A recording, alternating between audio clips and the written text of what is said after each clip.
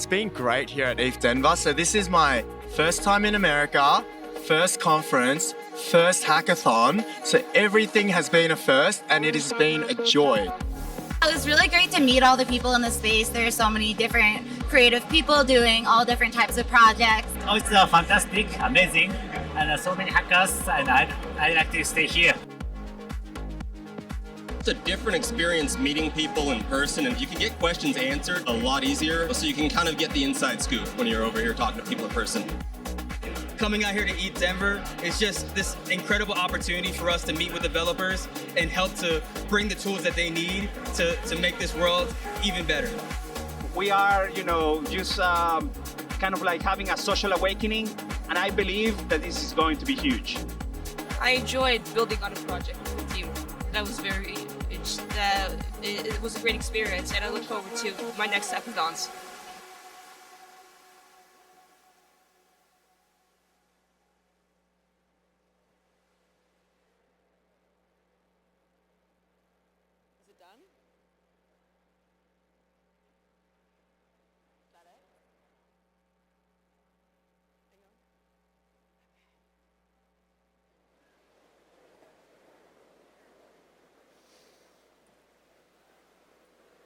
Hello, everyone. Hi, guys. I'm Leah Lamarr. I'm so happy to be here. This is closing ceremonies. We're going to hear from the 15 finalists and see their presentations. Can you just make some noise if you've been biddling all week? Thank you so much. I'm serious.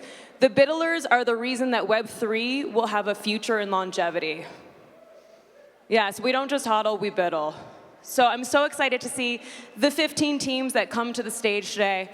I saw a lot of people drag in here like they're the last survivors in The Last of Us today. Did anyone go and party last night? Did anyone do shrooms last night, be honest? That's what I thought. Good. Did anyone go on a journey last night? One guy in the back had a good night. Thank you. I'm so happy to be here. Except I was walking across the street to get here, and this guy asked me if I was wearing pumpkin spice perfume. I was like, wow, I did not realize I smell as basic as I look. Seriously, sometimes people look at me, and they think I'm just like this bitchy, spoiled, stuck-up Jewish girl. And I'm like, screw you, do you know who my father is? Just kidding, I don't have money. No, I am Jewish. I am, I'm so Jewish. Hey, birthright reunion. Hello, mishbucha. Yeah, I'm so Jewish, I sent my DNA into 23andMe, and they just sent me back an everything bagel. I actually went to the gynecologist recently, and he was like, hey, Leah, it's time for your pap smear. And I was like, ew. Either you're saying that because I'm Jewish or you're Sean Connery. I love being Jewish, but I hate when everyone considers Jews white. Like, bitch, I'm not white, I'm off-white. I'm not Karen, I'm Karen. There's a difference. And I know what I look like. I'm cute, I'm an LA 7, but I am a Hebrew school 11. Watch out, Rachel, I'm coming for Isaac, uh-oh. I look like the runner-up for Miss Jewish America. Tyra Banks comes out and she's like, I'm sorry, Leah, you are no longer in the running to becoming Miss Jewish America. Please pack up your nose and leave. To anyone on Twitter who's just gonna post that and be like, wow, that one joke bomb, screw you. I'm really, really happy to be here, you guys. I'm so happy to be here away from New York. Are there any New Yorkers here? New York is rough. You guys are the toughest people in the world, right? There's always a line in New York. A line on the subway, a line to get a coffee, one goes up your nose. It's just it's a hard place to be in. New York is so rough. I lived in a sixth floor walk-up. Has anyone ever been cock-blocked by their building? Do you know how hard it is to get a one-night stand up 6 flights of stairs? You have to build a dumb waiter to get the dumb waiter up there. And by the time you get there, you're both dehydrated and you just pass out. I am very happy to be here. I'm happy to see everyone just living their best lives, not wearing masks. The pandemic is over. Yes, I feel so bad for our boy Joe Biden. He had a rough time with everything, right? I think at this point we can all agree it's just elder abuse. I voted for Joe. I love Joe. Seriously. But I think the only person more just like confused that they are the president of America than Joe Biden is Joe Biden. He wakes up every day and he's like, God, I love being the vice president. It's like, that was 10 years ago, bro. I love Joe. I'd vote for him again. All right, you guys, I want to hear from you. Did anyone here meet someone that changed their life at this conference? Okay. I'm going to start giving out some t-shirts if you can name one person that changed your life at this conference and why. Yes, tell me. Come up. Yeah, come up. Who changed your life and why? I met Corey Petty from Status. He's been a friend online for a long time, but he brought me into their community for the podcast many years ago. They're interested in research and design and not pump and dumps. And shout out Corey, Ferg, the whole crew there. Yeah, thanks, man. Shout out to Corey. Thank you. Okay, who else has someone here that changed their life and why? Make your way to the stage. Come on up. Yes. Yes. And don't be shy. Come to the stage. Give credit to the people that are helping you too. Okay, tell us. Hi. Hi. I came here as my first hackathon. I'm 51 years old. And Blue Dow brought me here, and they've changed my life. Thank you. Thank you. Okay, who else here? Yes, come up, both of you, come up. Also, if you have a hilarious story, come up. If you have a hilarious story that happened at ETHDenver, something amazing that happened that was super funny, come to the stage, we want to hear it. Okay, and tell us your name and then who changed your life and why. Okay, my name is Luisa, and this is my teammate Bruno. We were doing a hackathon project, Quest GPT. Some of you might have heard about us. We unfortunately didn't make it. We feel disappointed, but we wanted to commercialize it further. But the person that changed our life is Adam. Adam had to step away and take a call. We actually met Adam here at ETHDenver. He works incredibly hard, and he's actually also from New York. I didn't even know New Yorker can work this hard, but we really appreciate it. Yes, thank you. Do you want a shirt? Yeah. What size, though? A medium. What do you have here? All right, say your name, and we'd like to hear your story. Sure, my name is Ben. I'm up in Boulder, and one of my friends, Suede, shout out to Suede if he's here, he and I were shooting crypto like Ethereum up on buildings on Pearl Street, if you're not familiar, in Boulder. And I got this guy's business card. This is back in, I think, November, December. Ended up that I totally lost his business card, and I usually take pictures of him. And all of a sudden, yesterday or 2 days ago, we were like, hey, you look familiar to each other. And all of a sudden, we figured out what it was, so I was able to reconnect with him as well. So as well as a shout out, I guess, also to the Layer talent Layer people. Wait, Layer talent. No, damn it, I mixed it up. Dyslexia, talent Layer folks as well. I'm hanging out with them over in the beanbag area. And obviously, if people need more spaces to sit, I would suggest, this is just entrepreneurially, just go grab a beanbag, right? Go find and create your own space because there's extra real estate here. Obviously, don't block fire exits and other things. So anyways, thanks for letting me speak. And this is a great gathering and connection place. So. Thank you, Ben. You did a great job, Joe. Thank you. Okay, we'd love to hear your story. Say your name and someone that changed your life, or if you have a funny story. Yeah. Oh, we got some fans. Yeah, that's a family right there. Yeah, my name is Time. It means teaching young minds every day. Some of the people that changed my life is one of the first projects was Rainbow Rolls. Was able to be a part of that, and I thank Penguin actually for introducing me to a lot of things. A lot of the great communities. Chair. Andy Eddie just came up a minute ago.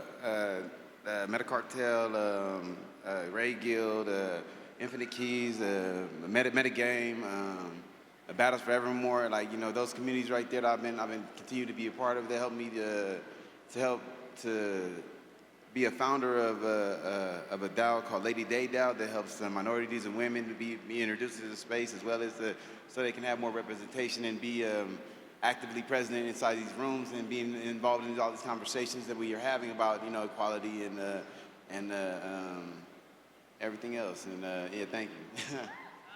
Thank you so much. Thank you. All right, obviously we don't have a ton of time, so we're gonna stop the line with you. Thank you. And everyone, you've got like 15 to 30 seconds. Just say someone who changed your life and why, and thank you for being here. Wow. So this ETHDenver, I got into a hacker house, Ant Alpha Labs, and and I met all the great people there with, I don't know if they made it to final, but Hacker Z Hacker, Hunter Easy Hunter, and Lance Davis, and Danielle, and other, there was where I was really dealing with imposter syndrome and coffee withdrawal, and I didn't make it to a team, but they really encouraged me and said, this is not the end, and this is just the beginning. And I was astounded just to be back people with such talent and such dedication. Just, I'm blown away. You are amazing. Thank you for coming. We'll see you next year at ETHDenver. Thank you, thank you. All right, quick story, please. Thanks. Shout out to Suede. He let me stay at his house last year. I want to thank the event production staff, the stewards, all of you community for showing up and making this stream possible. There is so much opportunity here. It is incredible. Because of this process, I was able to break through glass ceiling. I was able to meet the CTO of Aragon. I was able to meet the founder of Near. These folks are going to help me accelerate what I am building that's going to greatly impact the world. So thank you. Thank you from the bottom of my heart for making this happen. Thank you. Thank you so much. Hi, your name and a quick story, please. So I'm Carrie, I'm 13, and this is my first ETHDenver. This is also my first hackathon, and then I met some really cool people like Jared, who's the youngest builder here, and also Mika, Kiwi, and Kia, and they're really amazing. They made my first hackathon really memorable, and I really hope that we can keep like our build project going. Yeah. Thank you for being here. You're incredible. Guys, give her a hand. She's 13. Hello, welcome to stage. Please share your name and someone that inspired you or helped you. Hello, my name is Davina from Nico Publishing Label. I met Chad Hager from Metasil. They allowed me to shelf my product inside their Web3 vending machine, and I sold out my 5 prototypes I built at this week's Build-a-thon. I am currently looking for an investor, most commonly synonymous, so they can invest in my business and most importantly myself to scale and ultimately grow with Metasil. Thank you so much and congratulations. All right, make your way to the stage. And I am sorry, we're gonna just cut off, what's your name? Kirsten. Okay, we're gonna stop with Kirsten. We'll take the 2 last ones, and then that's it. And everyone, if you could keep it real short, we'd love to have you on stage and hear your story. Come on stage, you guys. Hey guys, we are Salas team, and we are building for this hackathon. This is it's awesome experience, and a very shout out for the Huma protocol. They give us a Huma financial protocol, providing a lot of help, hacker house, everything. And also, we want to thank our family. Our wife is also here, and my parents take care of the 4-month-old kids. Just amazing. Yeah. Thank you, thank you. And this is my I think this is my second ETHDenver, and I really appreciate all the sponsors and all the hackers and all the people I met. Especially, we collaborate with the Human Finance, and this is a super amazing team. And hope we can collaborate together and build awesome, especially for NFT ecosystem. Hi, this is Frank from Seattle. Woo! Yeah, so we're an amazing team. We're from Seattle, from New York. We're here to build for next generation of NFT platform. And we thank for Human Finance to give a hacker house. So I'm here to thank my girlfriend Vivian, to support me through all the journeys. Yeah, so thank you, ETHDenver. Thank you, guys. Thank you for sharing your story. There are shirts for you. Come onto the stage. And just a quick story of someone who inspired you or changed your life here at ETHDenver. I gotcha. Hey lads, I'm Sves. It's my first ETHDenver, and I actually dropped out of university to come here and build something amazing. So thank you a lot. It's like so many people we met today, so I want to mention too many names. But one is Leroy from On-Ramper. If you're here, you're absolutely amazing, man. Helped us a lot with like 0 to hero. And also Evan from Disco. She basically got us more excited for our startup than what we are. And so someone who could just fill you up with energy. So thank you a lot. And if anyone's working for ZKKYC, talk to us. Thank you so much. All right, please share your name and someone who changed your life here. Yeah, thanks. Hi, everyone. My name is Ritu Raj, and we are building Sonic Wallet.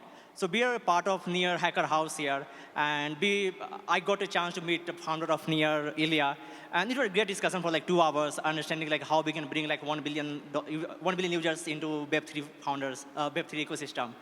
So yeah, it was just a very life-changing conversations, and I'm looking forward to launching our product. It's called sonicwallet.com. So thanks a lot for listening. Thank you. Hello. Okay, share your name and someone who changed your life here. All right, thank you. Hi, guys. I'm Kirsten with Talent Layer. So I just wanted to give a shout out to Vishesh, who at Thor's board game night gave me this 20-sided die, which he made me promise to make some decisions with. And I've been doing that for, the past few days, and it's been fun. So if anyone wants to make a decision with this thing, come find me.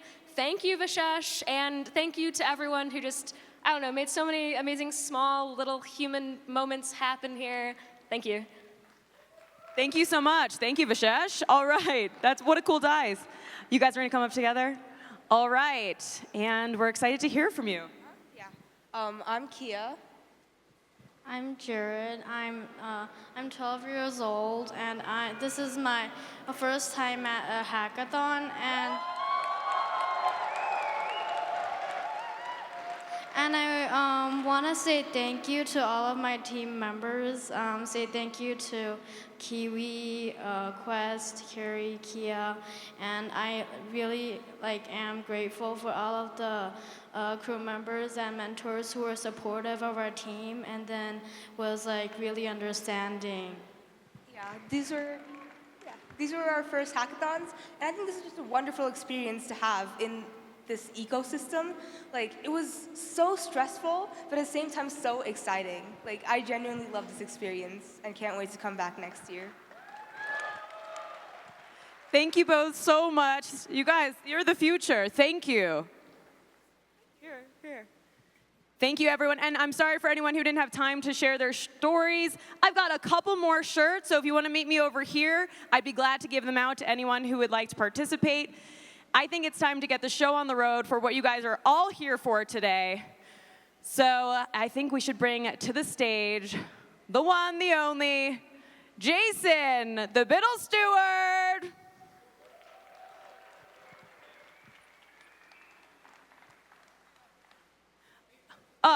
Okay. All right. Guys, we're bringing to the stage someone you all know and love.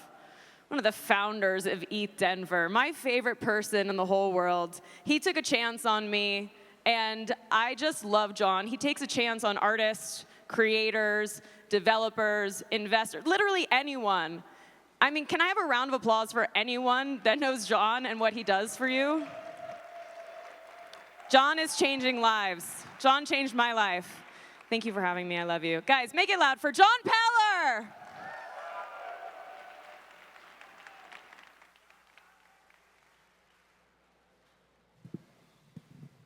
All right, can I get my slides up? There we go. Welcome to closing ceremonies, folks. Did y'all have fun?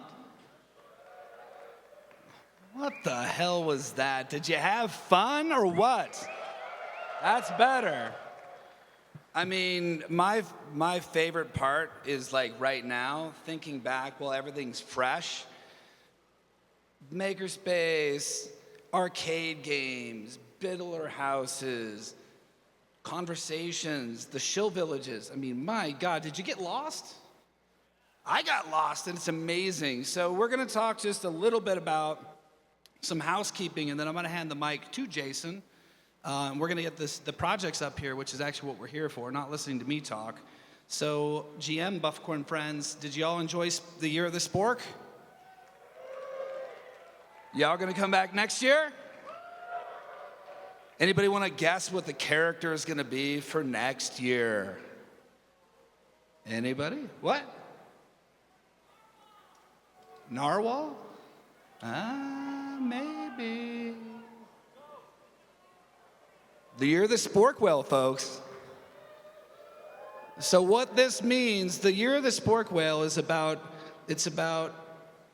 ownership but contribution. So we don't use the word VIP anymore. Spork whale is an earned thing. Now you can contribute economically, but as a contributor, as you earn more spork, you become a deeper and deeper owner in the ecosystem.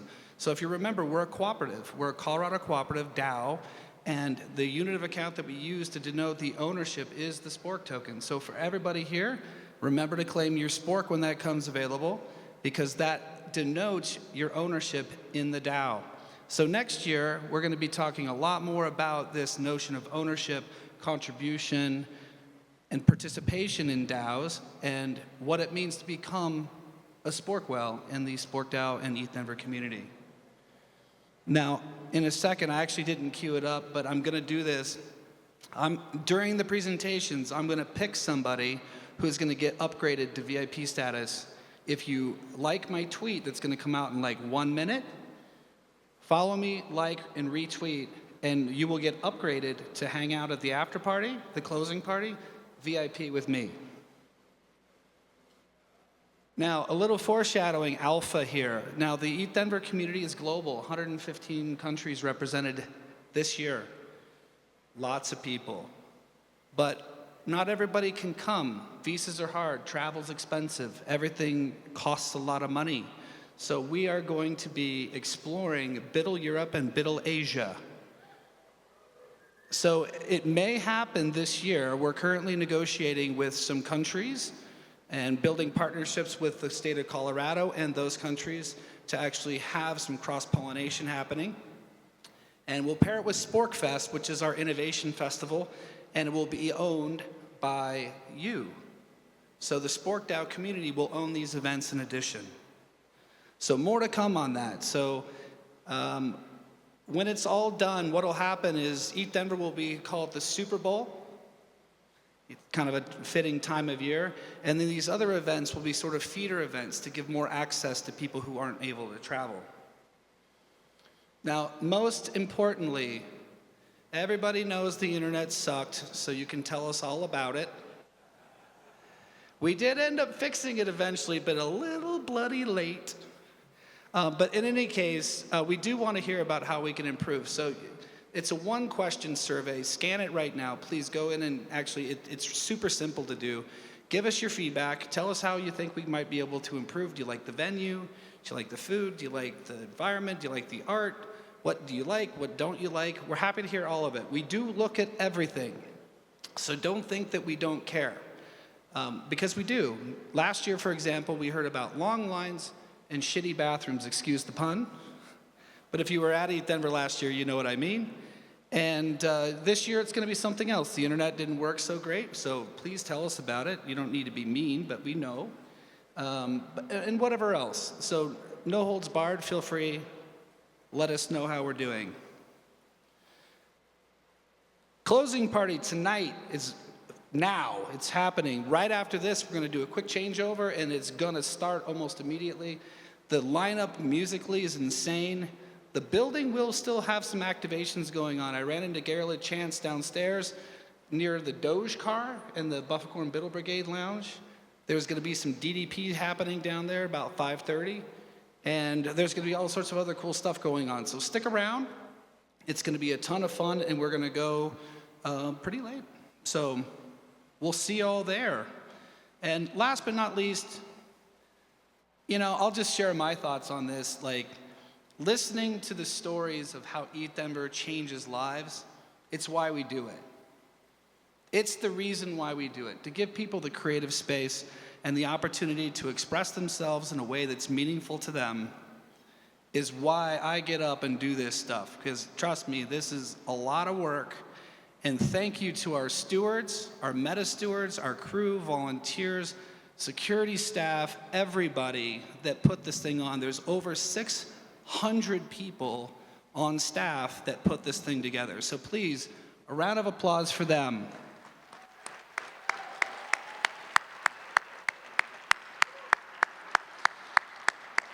So I have to say, I'm a heavy critic of events. Imagine that. And I travel around the world. I go to conferences everywhere. There's a reason why we don't call this a conference. We actually prefer the Community Innovation Festival vibe. And I have to say, this year did not disappoint. And it's not me. I just put up the tent and allow people to come in and do their thing. But another round of applause for you.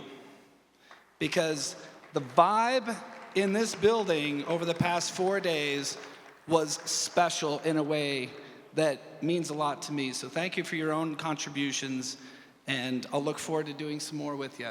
So that's all for me. I am going to give the microphone to my friend Jason Lee.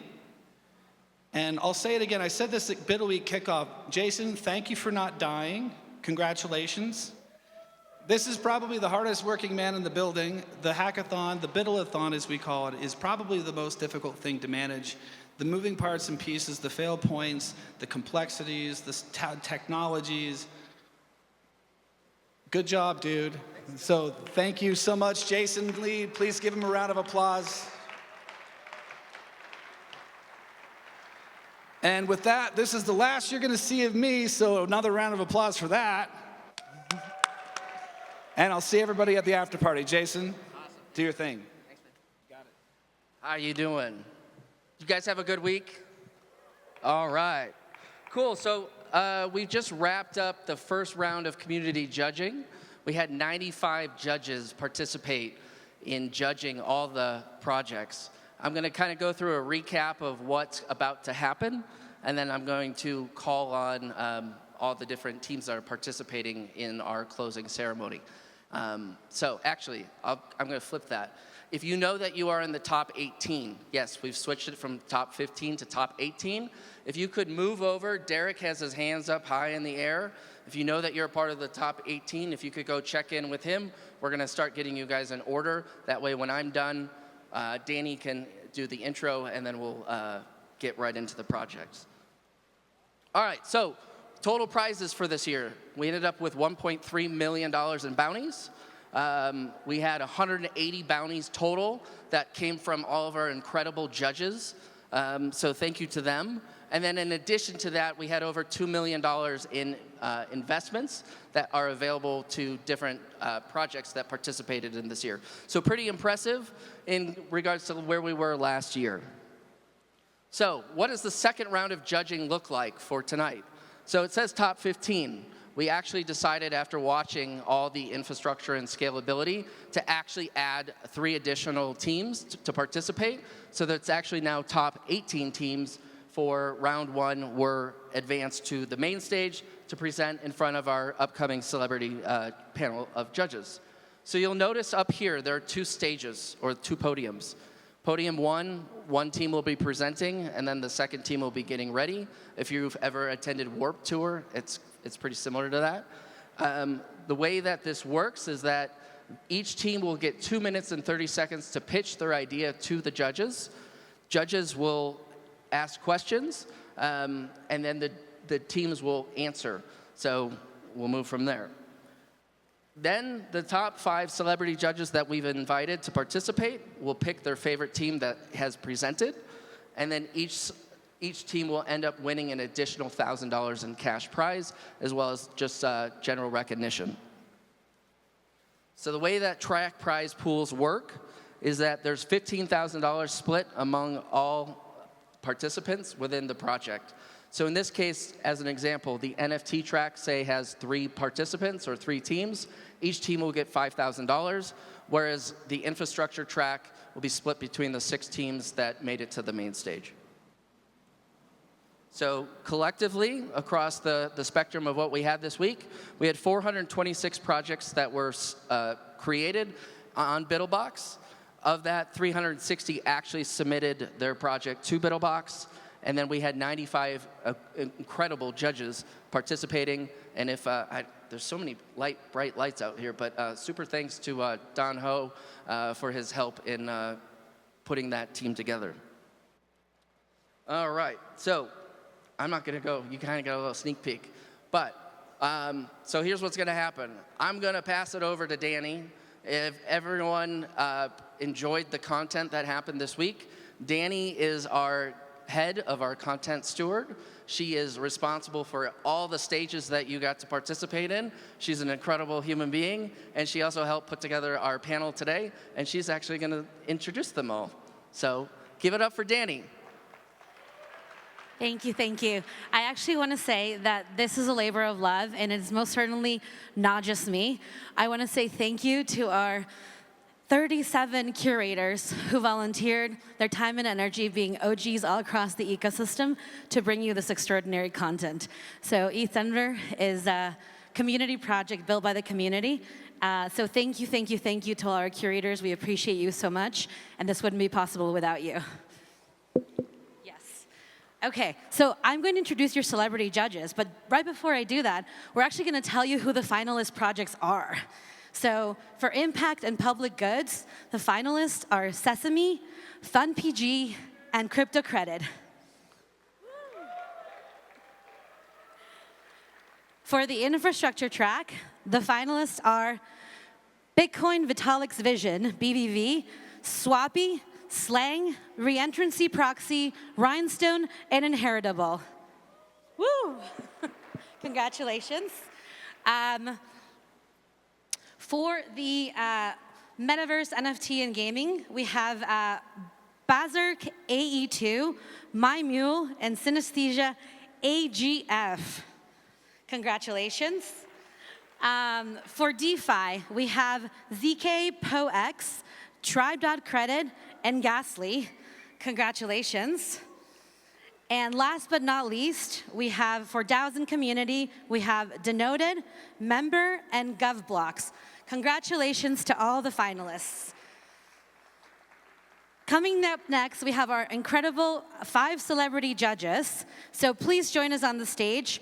Molly McKinley from IPFS, Griff Green from Giveth, Chris Gilsinski from Niche, Evan Van Ness, Ethereum OG, and Sandy Peng from Scroll.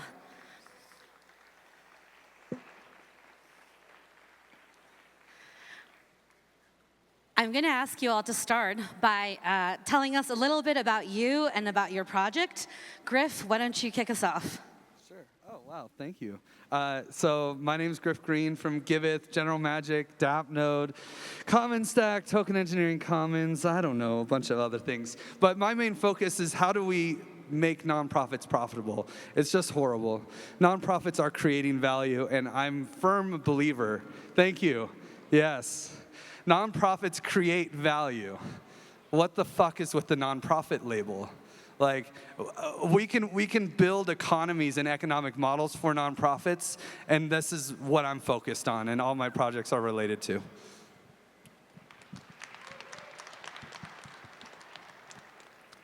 My name's Molly McKinley. I have lost my voice from talking to so many amazing people, so apologies while I whisper all of my judging questions. But I work on IPFS and Filecoin. I'm here talking to folks about the amazing things they're building on the Filecoin virtual machine, which is launching in 9 days now.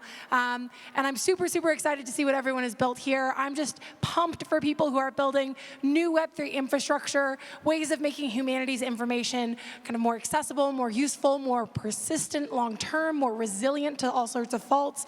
And I really think that the infrastructure folks are building here is going to power the web for many, many years to come. So I'm pumped about that. Hi, everybody. My name is Chris Kolzinski. I'm CEO of Niche. It's a Web3 social network. Before that, I was one of the co-founders of Tinder. I was one of the inventors of the swipe patent, and I co-created Bumble as well. So I've gotten to talk to a lot of people and heard some interesting dating stories. So I'm going to say I'm sorry about that. I did my best. But now I'm working on a company called Niche. It's an NFT-gated DAO that's in the disguise of a members-only interest-based club where we call ourselves Web 2.5. Our goal is mass adoption, bringing Web 3 to the billions of people that are using legacy Web 2 platforms.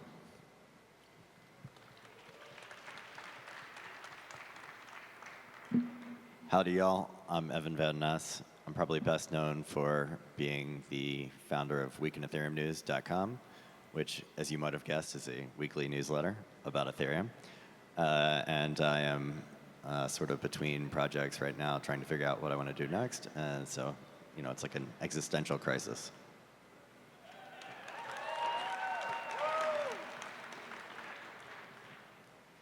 Hello, everyone. My name is Sandy. I'm from Scroll. We are a ZK EVM Layer 2 project working on scaling Ethereum. We're not trying super hard to be the first ZK EVM, but we are trying incredibly hard to be a community-first ZK EVM. And that means being open source from day one, building with the community, and also we like to hold ourselves by the highest standards possible when it comes to diversity and various other metrics. So thank you for those that hacked on Scroll this week, and for those that didn't, I won't hold it against you. We're incredibly neutral, so looking forward to everything you've built this week. Wonderful. Thank you so much. We're so excited to have you here today, and collectively, you're going to pick our top 5 winners. With that, I'll pass the mic back to Jason, who's going to introduce the first project. Thanks, Danny. All right, so we're going to start off with the impact and public goods track. So this is all for Griff. So, all right, so the first 2 teams, or the first 3 teams that are going to be presenting, we have Sesame, and then we have Fund PG, and then we have Crypto Credit. So if we could please get Sesame up here and then get the Fund PG, we can get this ball rolling. Are they not here? All right, cool. Yes, Sesame.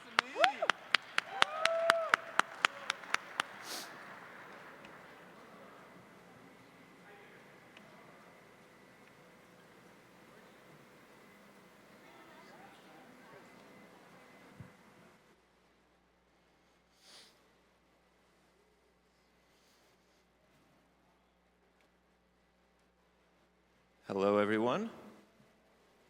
How we doing? Yeah? Oh, it's okay, it sounds like. Who loved the Wi-Fi this weekend? My hack relates to that, so hopefully it should help fix that. I'm gonna start pitching it. So what we built, it's called Sesame. So I have a teammate who's not here, Ellie Farisi. She's the CTO over at Bello. And what we built is called Sesame. It's SMS ETH to me. It allows you to use Ethereum without the internet. So this is a wallet that sends your transactions through SMS. Oh, it's over there, we got it. And this is Sesame. Let me make this full screen. Awesome. So if any of you are familiar with Burner Wallet, that's a project that came out of ETHDenver a few years back. This is basically Burner Wallet ++. So when you arrive, you don't have to know about passwords, you don't have to know about seed phrases, and you get a wallet. This is your wallet. This is a real wallet right now. It is actually checking the balance. Checking the balances on all these networks. If you go offline, it maintains the state. When you want to send a message, it's as you'd expect, a bunch of different drop-downs. Let me paste in, let's pick an ETH address from my history. This one looks good. And we'll send this one 0.0. Classic demo gods. Pretend like you didn't see any of that. We're going to send this address 0.001.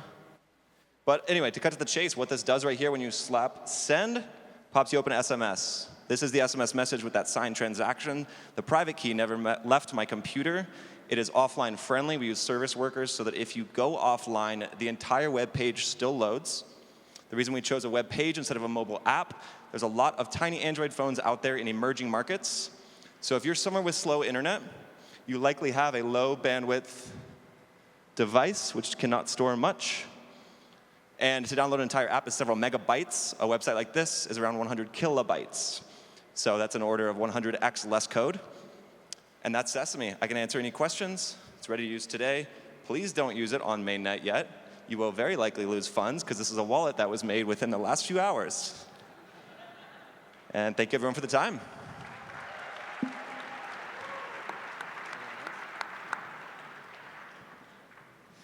So what's your desired use case? Like you said, how would people in low-income countries use this exactly? Like just to send money for commerce or any other concepts? Yeah, so I think the target market for the MVP you see right here is remittances. So the idea is you have very low volume. Maybe once a week, once a month, you need to send a transaction. But you don't have access to the internet often, if ever. So assuming you can load it once, live, you cache all of the data locally. It all happened in the background just now. And then you can just send out a transaction when you're ready. Very cool. Amazing project. Great job, Sesame. Thank you.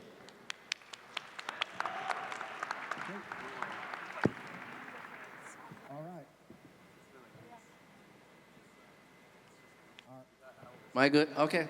All right. Let's bring up Fun to PG. And then let's get the next team up and ready as well.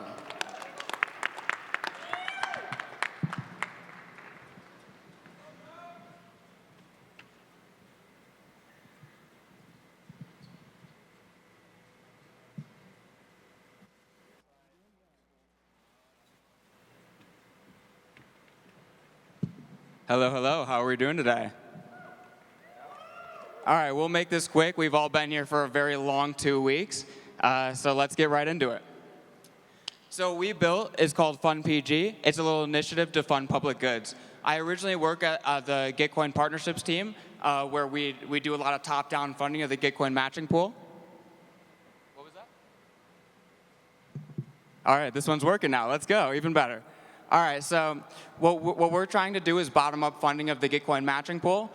So what we created here today is a little slider, so individuals can allocate a percentage of their yield back to funding public goods. Now, how do we do that? Let's get on to the product. All right, so how we do this is to create a no-loss donation pool. For the purpose of ETHDenver, we've integrated with the Aave V2 lending pool.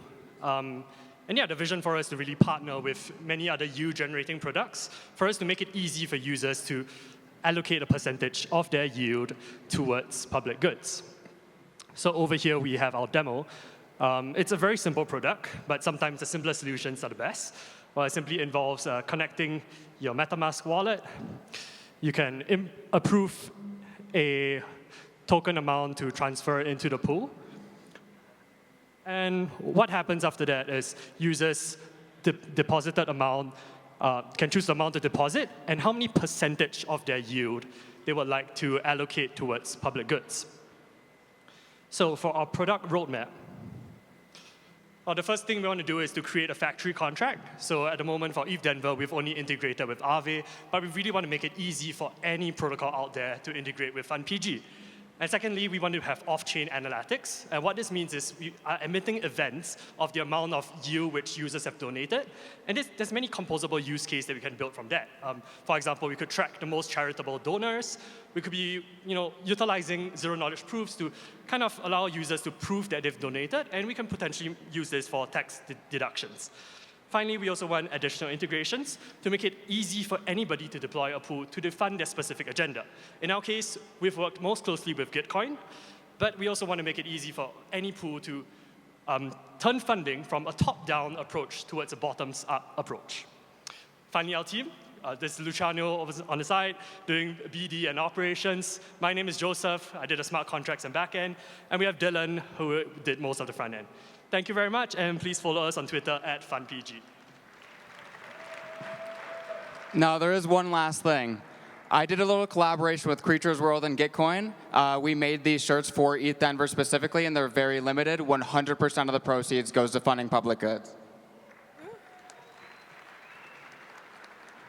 Awesome shirts. I had a quick question, which is, I'm curious how you've thought about all of the people who are participating and putting resources into these public good pools, showing them and giving them a feedback loop for what they've actually helped create on behalf of this ecosystem, because really you're investing in the future growth of the entire space, and so making that kind of like a regenerative cycle for us all. Yeah, for sure. Thank you for the question. So I would say that that's kind of something we are working on, and it would be within what we want to do of off-chain analytics, as well as additional integrations. So one thing we really want to do is to have a dashboard that anybody can come onto our website, see exactly who has contributed where, and from there we can build many, many more use cases, and we can partner with individual protocols, individual projects to really build this entire ecosystem, make it normalize putting these funds towards the community, putting it towards building all these additional use cases that anybody can build on top of. Totally agree. Thank you guys so much. It's awesome. Awesome. Thanks so much, guys. That was fun, PG. Up next, we have Crypto Credit.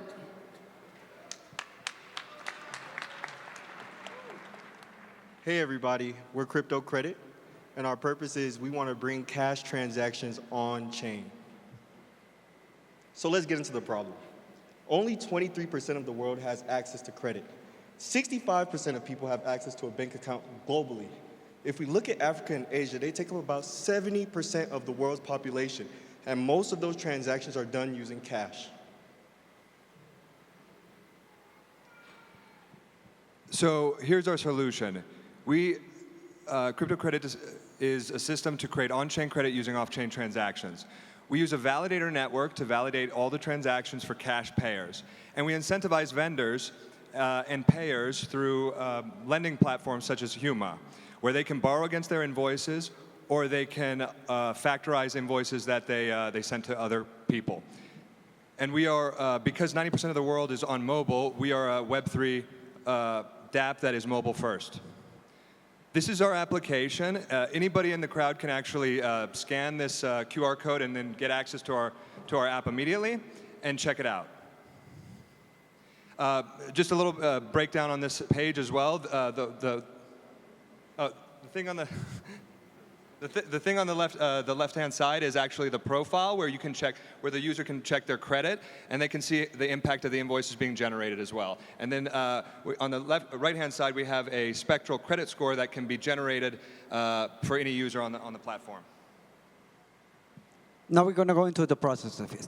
The service is provided by checking first the credit score and if the user is credit receivable. Then the terms are determined by the vendor. The invoice is signed by the payer. Terms are agreed. Then you can use your invoice to go to the lending pools of Huma, get factorization for your invoices, or sell your invoices and underwrite your credit. Then the invoice gets paid, and when the invoice gets paid, it stacks into a full credit score that can be peer-to-peer decentralized system. All right, let's get into our stack. To pursue such an impactful mission, we knew that the backbone of our project would need to integrate with the best of what Web3 has to offer. All right, and now into the future. Crypto Credit's first step into the future would include partnering with businesses to extend their validator network and bring Crypto Credit to the future. All right, and that's all.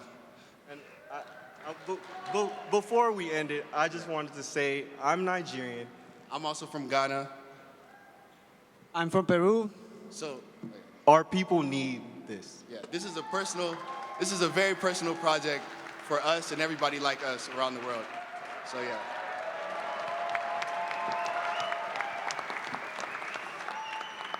I very much, I'm from the States, but I also need this, honestly. As a nomad, it's hard to get crypto for cash, and I don't really like the banks, so I'm a big fan of this project. Well done. How does the validator network work? Can you talk about that for 30 more seconds?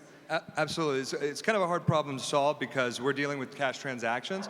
But we, through our system, we have a validator system where a validator has to stake 10x whatever he's able to, whatever cash transaction he's willing to basically validate. So there's an incentive for people to try to prove that the validator is actually committing fraud or anything like that to get the bond that he has to put up. So there's players at play that are actually trying to force people to be honest participants. But how do you validate a cash transaction? So that's a great question. It has to do with just being present at the transfer, okay? So an individual has to be actually there to watch and validate it. So, yeah, so. Interesting. Okay, very cool, very cool. Thank you so much. We're out of time, but thank you. Okay. That's an amazing project. Thank you guys so much for your work.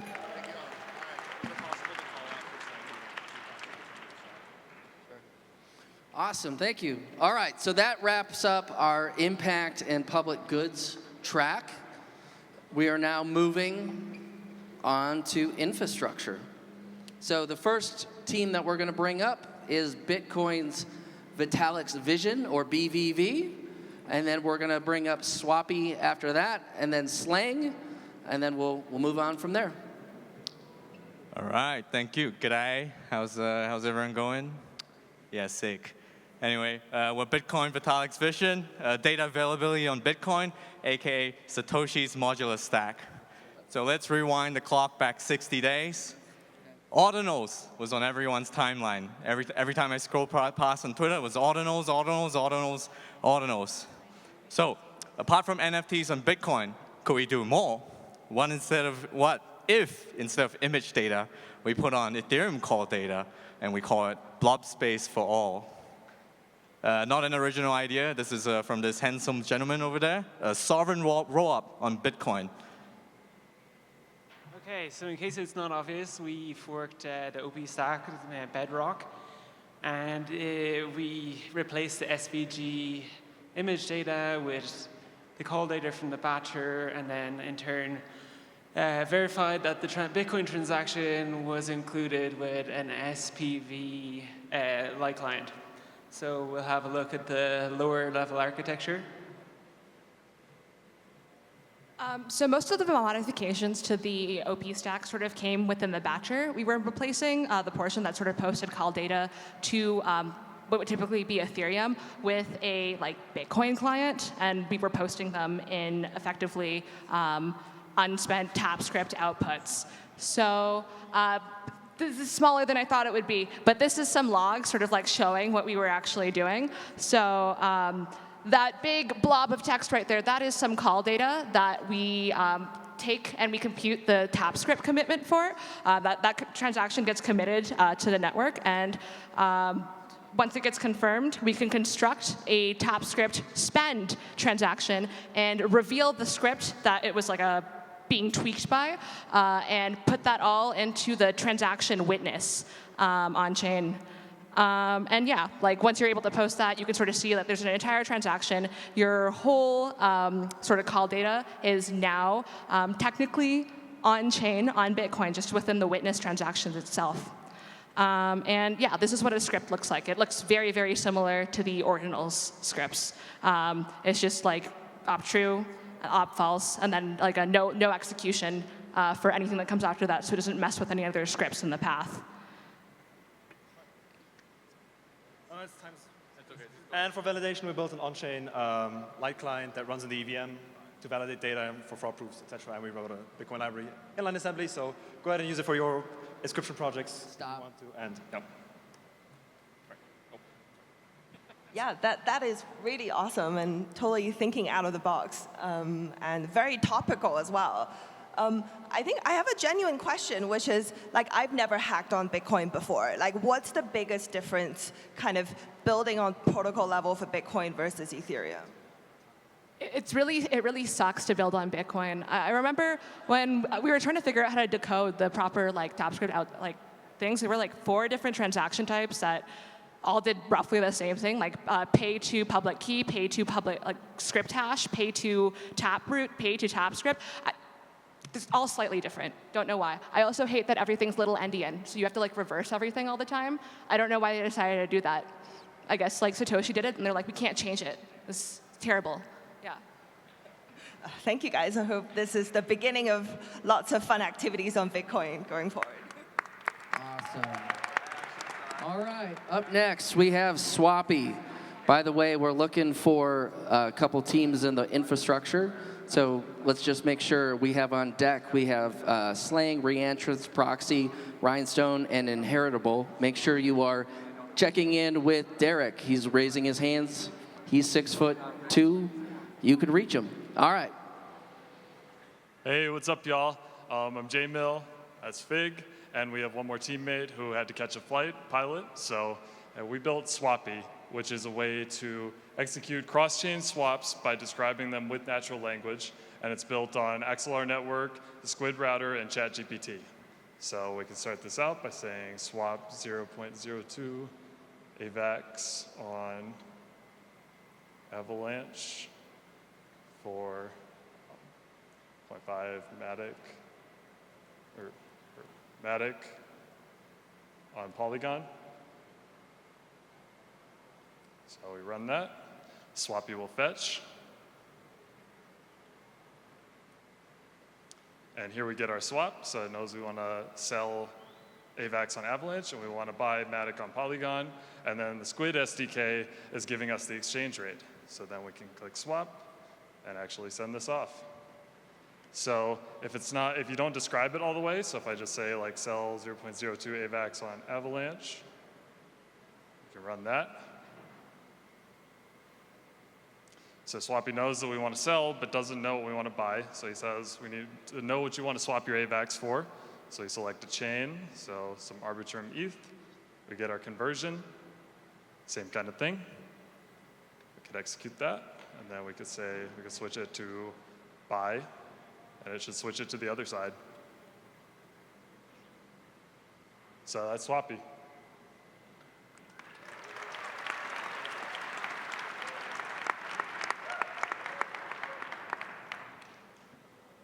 It's simple, it's easy, it's accessible. Like, I don't know if I have any questions. You guys did a great job here building something that is super, super easy to use. I guess maybe talk about a little bit more about what context you see this being super useful in, and what maybe potential integrations you might make between Swappy and other tools to bring this ease of use to others. Yeah, for sure. So, I think we're kind of in the second generation of language model business, where it's like we found that it's really good at turning unstructured data into structured data. And, blockchains, contract calls, all of that is structured data. And you can describe what you want to do in language, but it's kind of a big disconnect to go from that to actually executing them. So you can imagine building out complex transaction paths. You can imagine somebody who's not familiar, it's like you hear about a token, you want to buy it. Right now you have to figure out what chain it's on, what DEX you can buy it on, such. And so this kind of, with a cross-chain protocol can figure that out for you. So I think these are some of the use cases that we'll see in the future. And just I'm really optimistic about interacting with the blockchain, just using the words we use in conversation.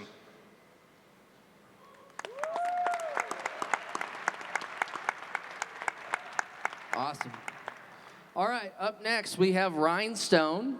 We are also looking for reentrancy proxy. If you are in the building and you want to present, please make your way to Derek. He's waving his hand.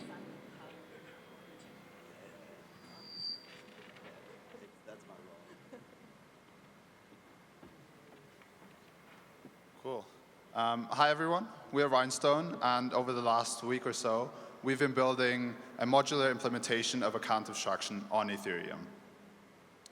So kind of currently in the account abstraction landscape, it is still pretty early, but there's already a couple of problems. So there's a lot of vendor lock-in. So for example, if you have a safe deployed, it's very hard for you to switch to an Argent front end. There's lack of customization for the user, so the user can't really choose what features they want and what features they don't want. There are also knowledge barriers, and a lot of engineering work is duplicated because different teams are essentially building very similar infrastructure when really they should be focusing on building new features for the users. So the dream solution to this would be a smart contract wallet that is simple to use, custom, so the user should be able to choose the features that they want and the features that they don't want, and it should be modular, making it easy for the user to switch out features later on, add new ones, or remove existing ones. So in terms of the infrastructure, as far as we know, we've been the first team to combine the Diamond proxy standard with ERC 4337. We modified the Diamond contract standard to basically allow us to have a number of stateless plugins that can be deployed to chain once and then reused by every consumer smart contract wallet. So the user needs to deploy the Diamond Diamond account, which holds Diamond storage and points to the plugins. Later on, they can just add new plugins or remove existing ones or change state variables to change how those plugins work. The same is true for user interfaces. So a user could, for example, decide they want to interact through a MetaMask Snap, but also through session keys and also through a WebAuth interface. So now I'm going to show a quick demo. Here you go. So this is the front end, where on the left side you have a lot of plugins in different categories, such as interface, recovery, banking, gaming, whatever you want. And then you can just drag them over into your wallet. So for example, here you can see a retirement plugin that basically allows the user to configure a vault where a certain percentage of their income is transferred to, and that kind of becomes their pension. So the user just adds the vault address, adds a certain percentage, saves it. And then in this example, we just deploy the wallet with those two plugins, counterfactually deploy it so the user doesn't have to pay gas up front. We've also gone ahead and instantiated it, in this case on Polygon, but we've also deployed to numerous other chains like Scroll and CK-Sync. And here you can see Matic is transferred, and then that fraction, so 5% in this case, is then transferred to the vault.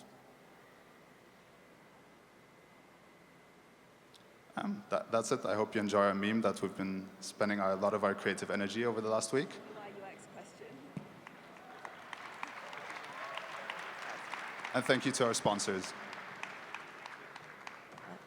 Thank you, guys. I think this is really awesome, and love to see more implementations of account abstraction and pushing the frontier forward. I feel like I need to ask a UI/UX question. I think part of the goal of the whole community is improving UI/UX, right? And obviously, there's a whole ton of like big brain problems being solved at the protocol level. But do you think the UI/UX is unduly complicated for this particular hack?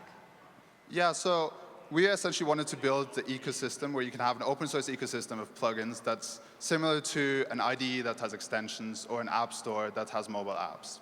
How we actually envision the UX is that there would be presets. So for example, you could have a gaming preset that has session keys and NFT lending and whatever other plugins you would need. And then a gaming dApp could onboard people with that preset. But then later on, the user can come to a front end like this and say, but I also want this preset, and I also want a retirement fund, and I also want other kinds of session keys, and customize that later on. Great. Yeah, fantastic work, guys. Thank you. All right. Up next is Slang. Again, if re-entrance proxy is in the building, if you can please make your way to the stage left, that would be great.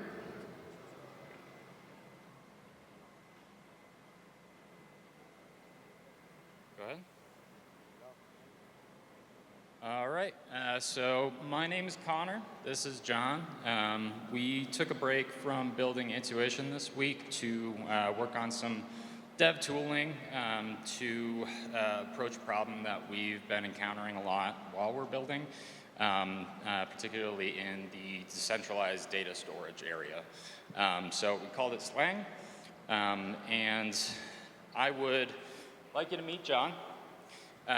John is an NFT collector, bought an NFT last week. The bad thing about that is that the metadata for that NFT is stored on a centralized server. And unfortunately, that server host just decided to stop hosting that server this morning. He hasn't found out yet. He's still very happy. But his NFT is just gone now. So why did this happen, John?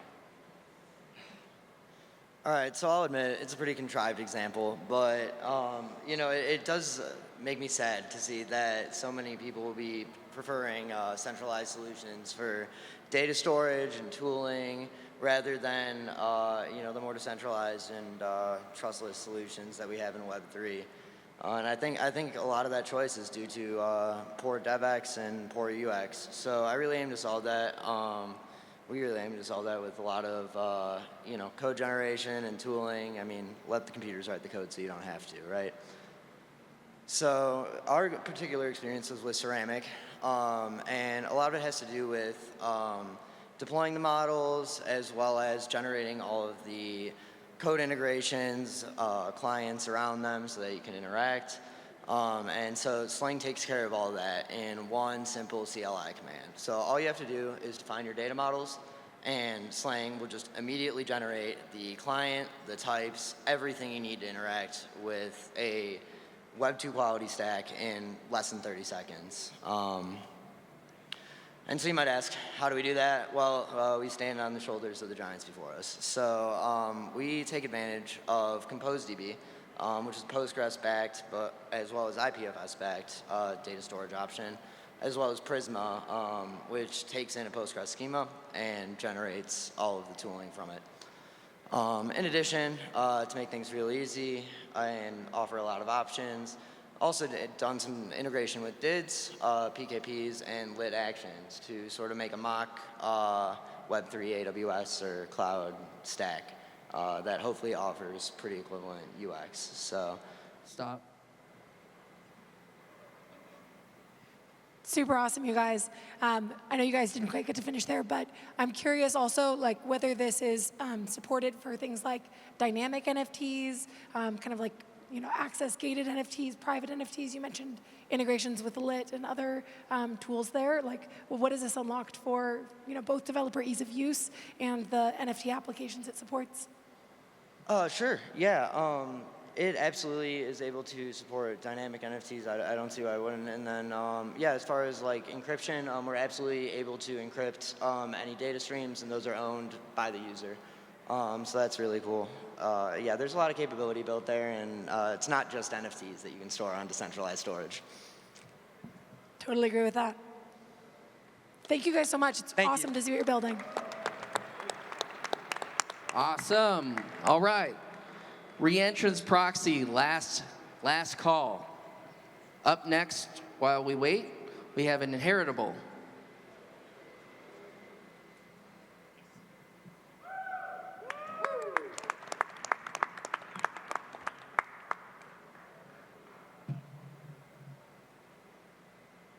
Let's just quick tech over here, move some screens around. This counts against our time.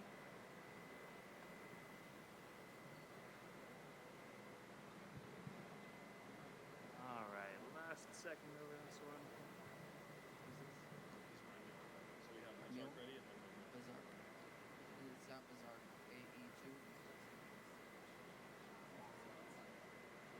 Great, that's good to go.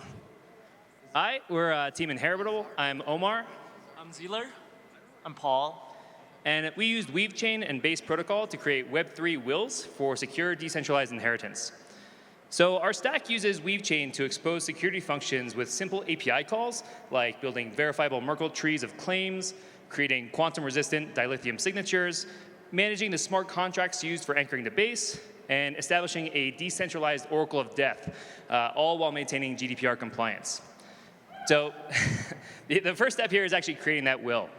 So our interface lets estates define a set of inheritance claims, which we put into a Merkle tree, and this lets inheritors verify that their individual claims are part of a will without revealing the whole thing.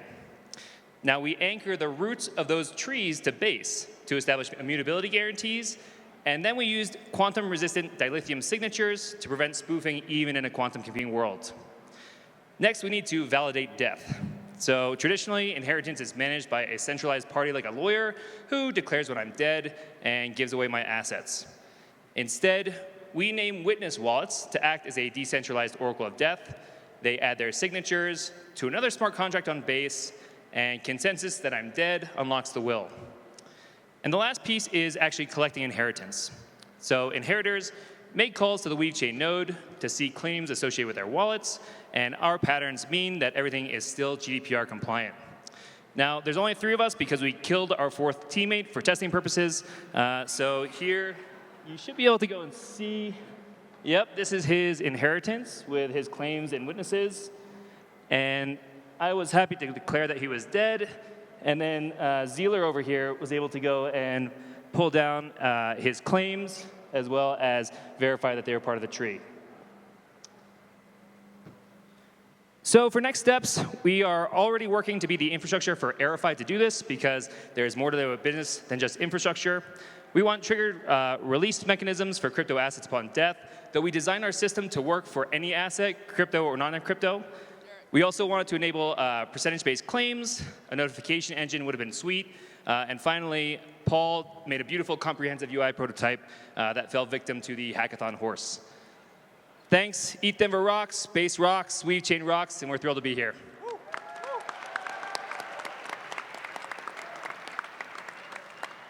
So wait, do I want my people to know what they're getting? Like. So this is the point of unlocking the will. Only at that moment where I'm dead can somebody actually understand what their part of the will was. Oh, okay, they only just know that they have a claim. That's right. Okay, got it. And why did you choose the witnesses over like the typical dead man switch? You don't like dead man switch? Yeah, I think Bequest Finance is doing the dead man switch, but it's kind of annoying. Like, I want to go and set my estate and forget it, not have to go and log in every 365 days to say I'm alive. Granted, you know, this is sort of like, is consensus actually a good thing? There is a chance of collusion that my witnesses would cheat and try to steal my assets while I'm alive, but choose smart witnesses. Indeed. Awesome.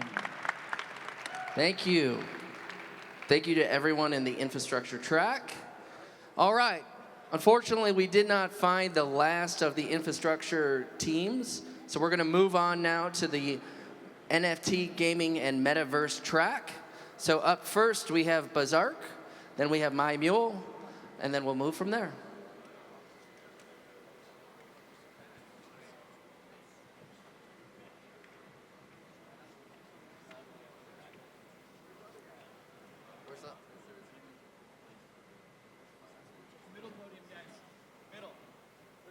Oh, this one? Okay.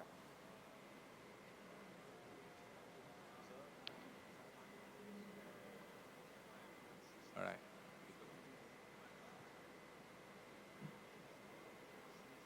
All right. Hey, we have Bazark. It's Bazaar, but ZK. So, Bazark, right? So, simple pitch.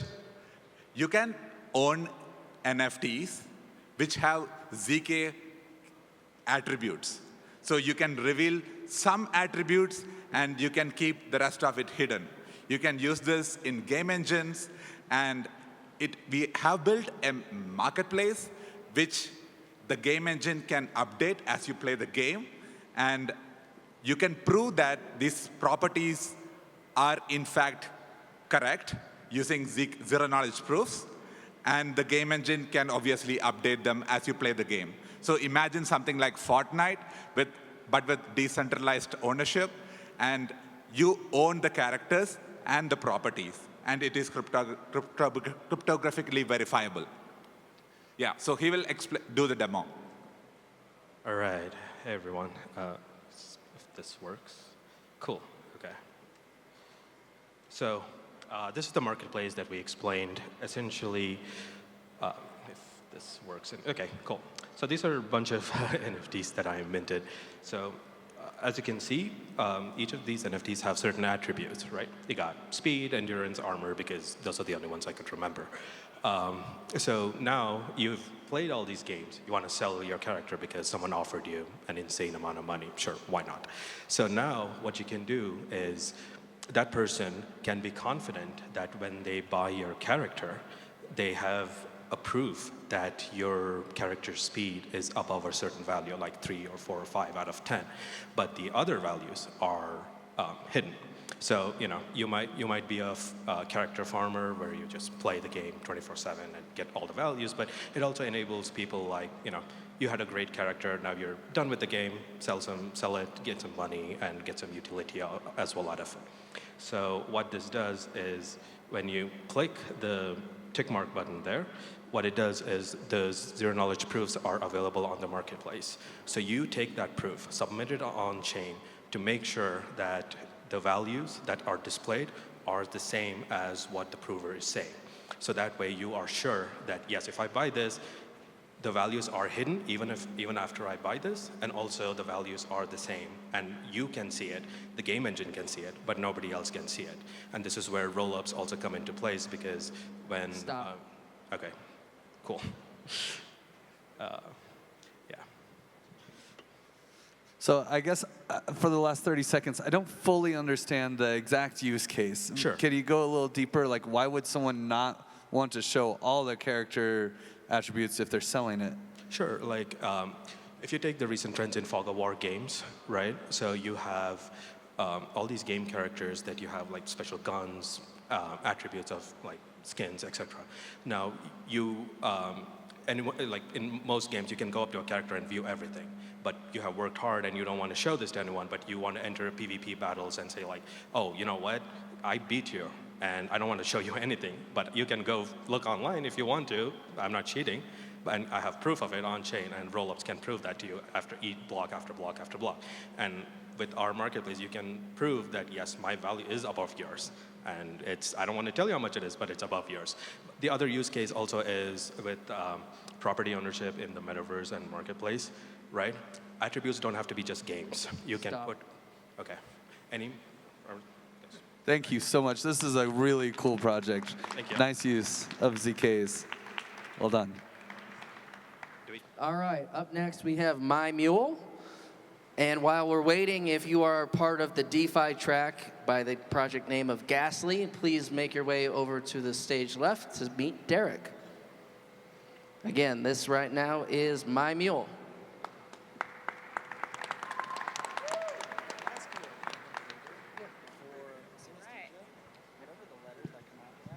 I mean, hi everyone. Oh my God, what an audience. I'm so happy to be here. So that's our project called My Mule. Is an on-chain 3D Pokemon slash Tamagotchi game with extended utility. Well, I love it. I mean, it's cute. I mean, adorable. I love it so much. So if you wonder what GameFi is, that's this. And let me explain what that does really mean. So basically, the gameplay is following. That's just the level 1. You buy this adorable NFT called Mule. So that's your hopefully forever friend that lives on blockchain and is NFT essentially. Like every responsible pet owner, you have to take care of it. So it means pet it every single day, feed it, and play with it. Yeah. And if your mule is happy, meaning the level of happiness is above 51%, so this little cloud is an indicator, it generates an in-game currency called the mule. So that's a pretty exciting thing, NFT able to generate token. Right, all right, so, the point is, if your mule is unhappy, so basically happiness goes to 0, it dies, so it really disappears. So let my co-founder explain the tech stack. So let's talk about how this is built. This is built using a custom smart contract, which is a ERC 721. And in the smart contract, we store this GLB file, which is a 3D model on the right, and this behavior graph on the left, which is an interoperable format for defining game behavior. And the unique thing that we do here is we actually link this behavior graph to the smart contract that this NFT is minted on. So we're able to pull from any smart contract function state and render it in real time and apply it to the 3D model. And additionally, we can have actions that you do in the game fire smart contract transactions. And this interoperable format is currently in discussion and going to be supported by most major game engines and Meta and Microsoft and Amazon. So we're excited. All the files are stored in IPFS, and the application is entirely serverless and hosted on IPFS as well. Stop. Okay, that's it. That's awesome. Awesome, you're hosting it on IPFS. I'm also curious, I noticed you were accepting a lot of MetaMask transactions kind of throughout the course of, I think, trying to make your mule happier. I'm curious what you think you could do there that might be able to smooth the experience for a user who might not want to go into MetaMask every time they want to do one of those kind of engagement transactions with their MUI. How could you make it better? Well, I don't understand entirely how account abstraction works, but I imagine that you could like batch transactions together, or you could have someone sign a bunch of transactions and someone else could execute them. And also, typically, you wouldn't be doing this like multiple times in a minute. We just shortened the game duration to be like 30 seconds. This would be something you would maybe come to do like once a day or something. Gosh, that makes great sense. Thank you guys so much for the presentation. It's super cool. All righty. Up next, we have Synesthesia. This will be the last presentation of the NFT gaming and metaverse.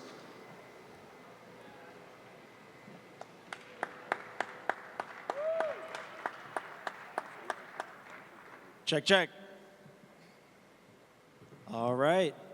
Hello, everyone. We are Synesthesia, and we are here to... Sorry? Okay. We are Synesthesia, and we're here to reimagine your NFT collection. So we've noticed some opportunities, particularly in the music NFT space. Mainly, the collecting experience isn't that exciting. You're minting, maybe you tweet about it, maybe you get access to a Discord.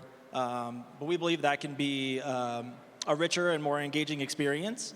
On top of that, you don't really have the ability to showcase these music NFTs. A lot of times it's a album artwork or a single artwork, and we haven't really diverted too much from that format.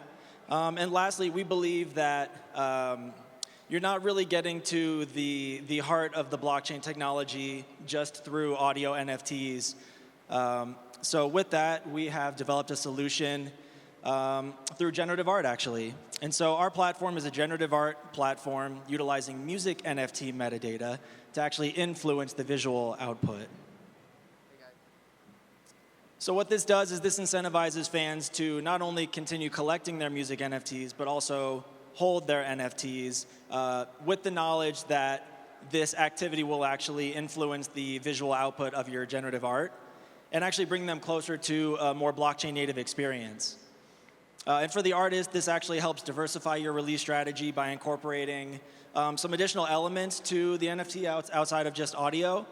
And in this way, is also enhancing your marketing strategy by having this kind of rich visual component. And all the while deepening the relationship between the fan and the artist, which is something that we value very greatly. So this is essentially your Spotify Wrapped for your on-chain collection. And as you can see here, your top artists, your top songs, your minutes listened, your top genre, essentially all this data being fed into a generative art algorithm to give you a uniquely, verifiably one-of-one piece of generative art. So what we plan to do is, with our Genesis drop, onboard the top 3 music NFT communities in Sound, Catalog, and Zora, totaling approximately 15,000 unique wallets. We'd love to get into some artist-curated drops where you can really get granular on the metadata. And then lastly, integrate with Spotify, who's got 500 million total users. And this is how the process would work.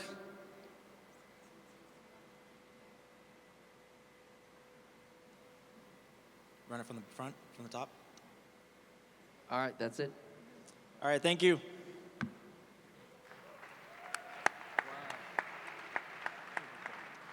So I have a question. How do you imagine the end consumer interacting with these NFTs once they've done all this? Is it going to be like a new kind of Spotify repository, or is it like how does that deepen my relationship with the music? So it's very much tied to the narrative as well. Understanding that you are actually helping create the output by your fandom essentially.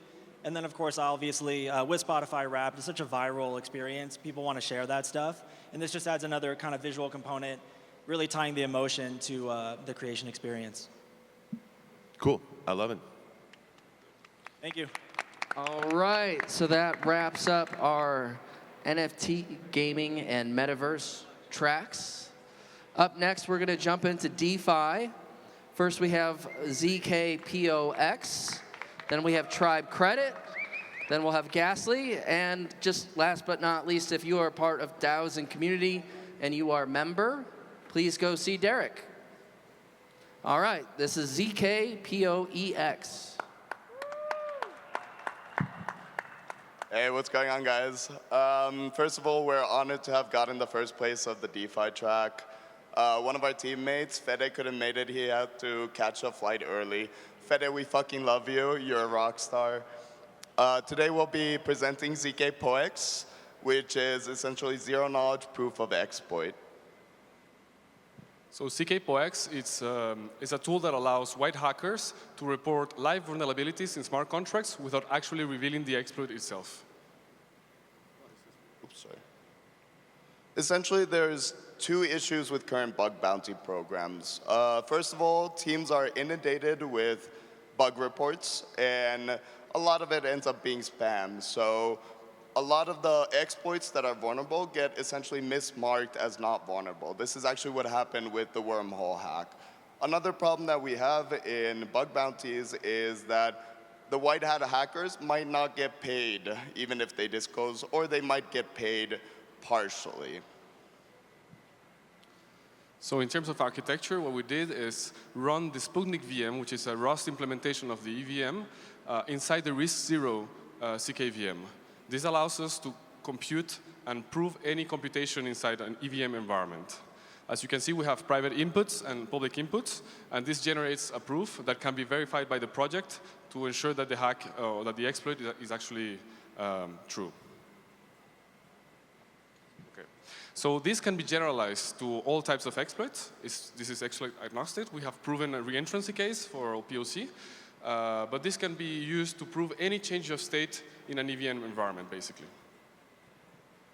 So again, essentially we can copy any live state of a contract on any EVM chain, whether that's Ethereum layer 1 or Scroll or Binance chain or whatever it is, and we can submit that state onto RISC-0 and then prove the exploit trustlessly. For future improvements, we're planning to do a CLI tool to simplify the process for auditors, to easily fetch the data, storage, and address of the contract. And we can also scale it using the Bonsai network to verify the proof. In the future, we also, early on, we will work with an escrow committee. And in the future, we can fully trustless have an on-chain approach to submitting the bounty and claiming the bounty, basically. Also, like, what's important of this is, like, thanks, guys. Thanks, guys. Really awesome and creative use of, and the first time I've seen anyone using the Bonsai tech stack, so that's really cool. And also really timely as most of the ZK EVM projects are moving towards auditing. I have a question about the business model. Like, how do you imagine this kind of working in terms of in that side? I'm sorry, business model for making profit, or what do you mean? I think I misunderstood the question on that. Yeah, business model for making the project sustainable. So the first goal of this is to really just make DeFi safer. That's the thing that we really care about the most, is we're in the wild, wild west of finance right now. And as a programmer, there's always fucking bugs, right? So the first step is to make reporting vulnerabilities more incentivized so that people don't hack projects and that we can actually make sure to patch these issues in a responsible way. From a business point of view, of course, you could take a small percentage of the bug bounty claim, which I believe would provide value to the projects themselves. Yeah, awesome, thank you.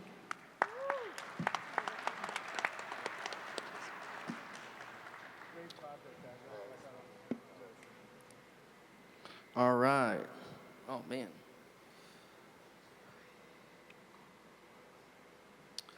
Up next, we have Tribe Credit.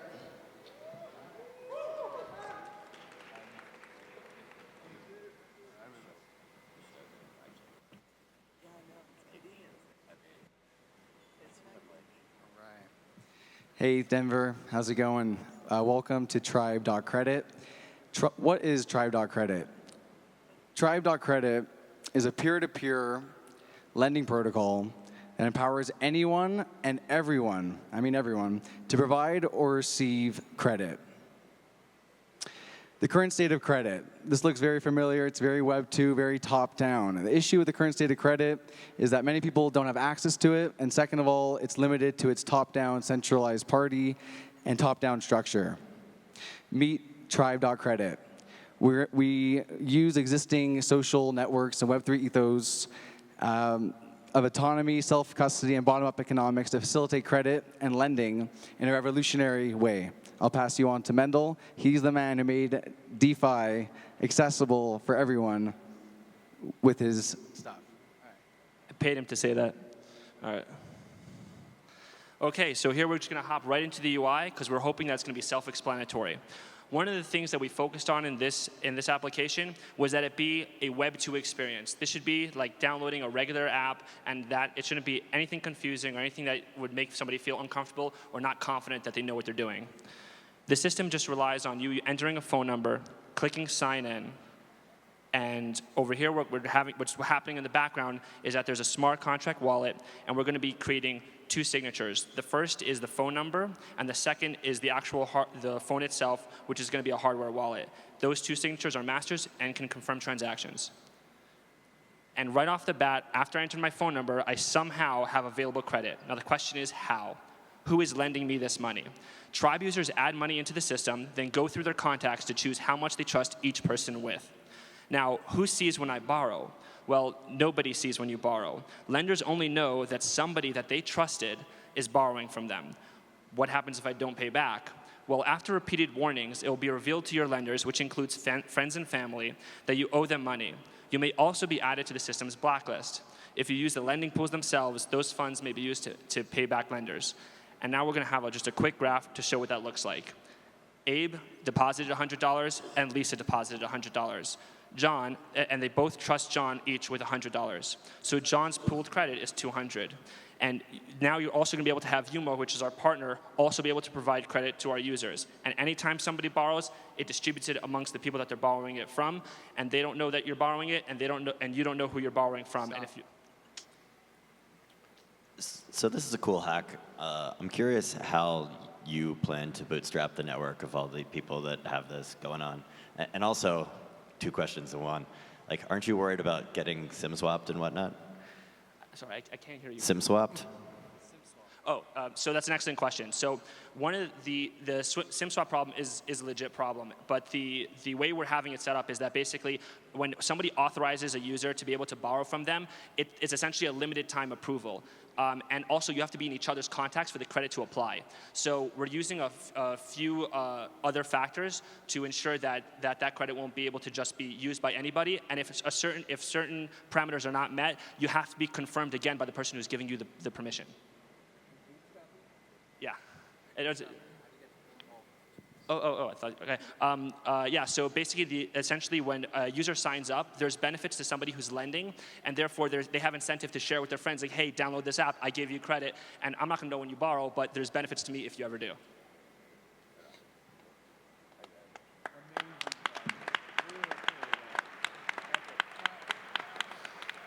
All right. Up next is Gasly, and then we'll move shortly into DAOs and community.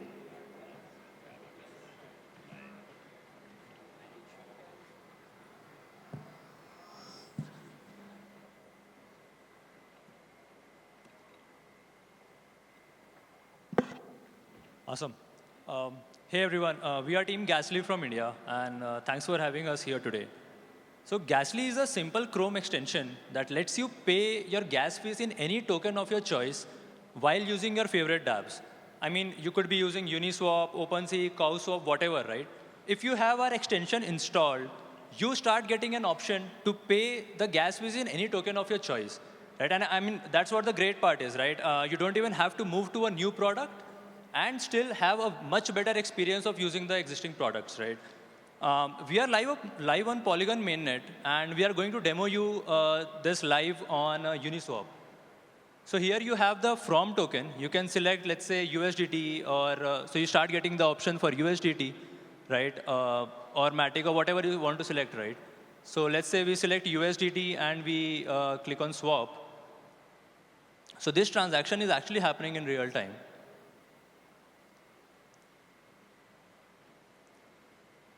We sign the transaction.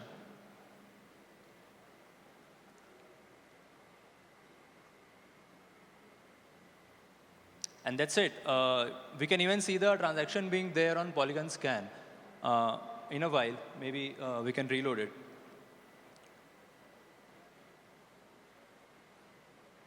But yeah, anyway, so this is what Gasly is, right? And as I mentioned before, you can also select different tokens. If you select, let's say, DAI, you get an option to pay in DAI as well.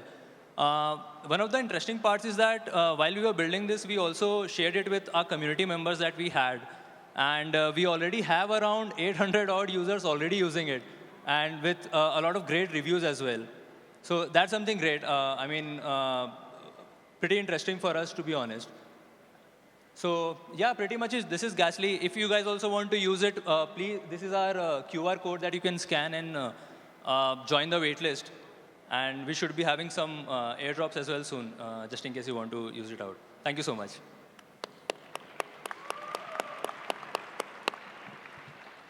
Wow. Yeah, no, this makes me wish I thought of this earlier.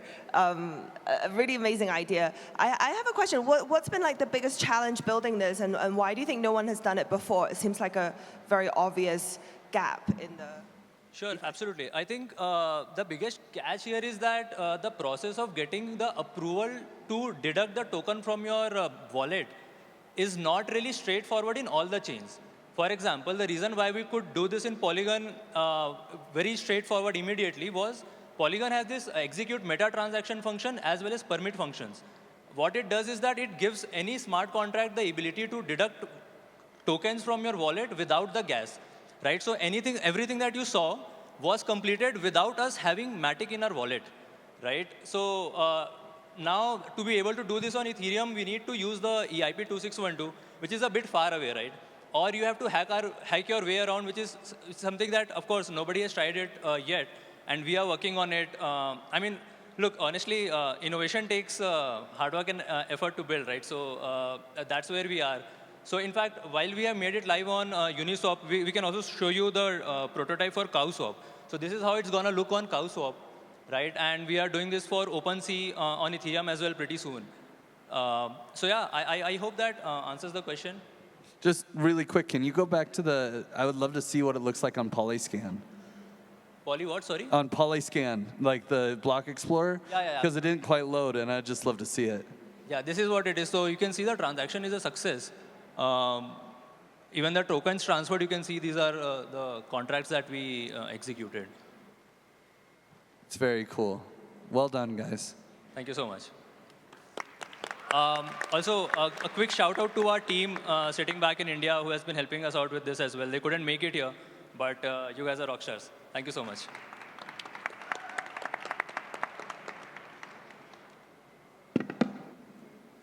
All right. Okay, we're now going to move on to DAOs and community. This is our last track, our last three. And then from there, the judges are going to go back and they're going to end up picking their top 5 picks. So first up, we have Denoted, then we have Member, and then we have Gov Blocks. So Denoted.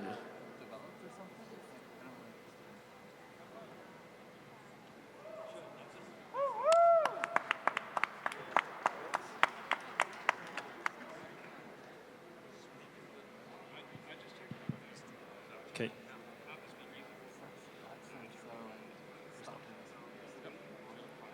Hello, we're Team Denoted, and for this hackathon, we asked the question, how do we fetch and visualize blockchain data best?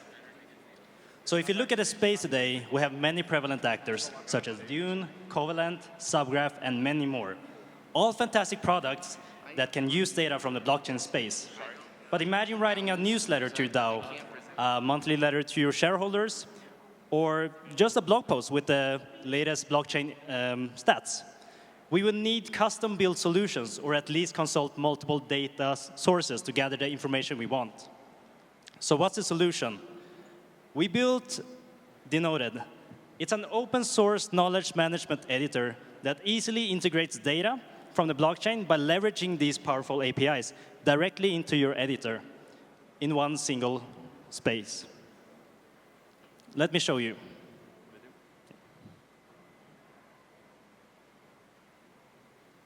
So the idea is simple. You start by signing in with your wallet, and then you just click Create, and then you're off to writing and editing whatever you want. A blog post, a newsletter, a white paper, and so on. Whenever you want to fetch some blockchain data, you simply make a slash, and you can get the data. The Noded is open and composable so that each community or team could use the Noded in accordance with their needs. Our vision is for creators to utilize our tool to share Web3 insights with the rest of the community, visualized in the way that fits you. And that would be our small contribution to bringing in the next billion users. Thank you.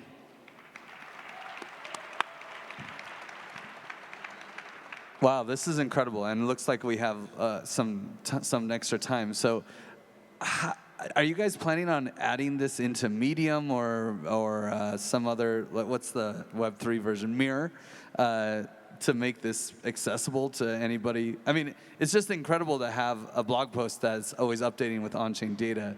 Do you plan on any integrations? We did talk about it. I think it's very early. We have talked about some horizontal next steps, for example, adding more integrations, more functionalities. It's still very much an MVP. We also talked about the vertical next steps, if we would add some permission-based workspaces, for example, some token-gated spaces, for example. So we're still in the talks with it. And really quick, what's the sustainability model? How do you guys make money using this or building this? We haven't really gotten that far, but I mean, just a simple subscription with stuff is pretty good, I think. Oh, cool. Subscription model. That's fantastic. Well done. That's a really beautiful product. Thank you, guys. All right. All right. Up next, we have Member. Great job, guys. Thank you.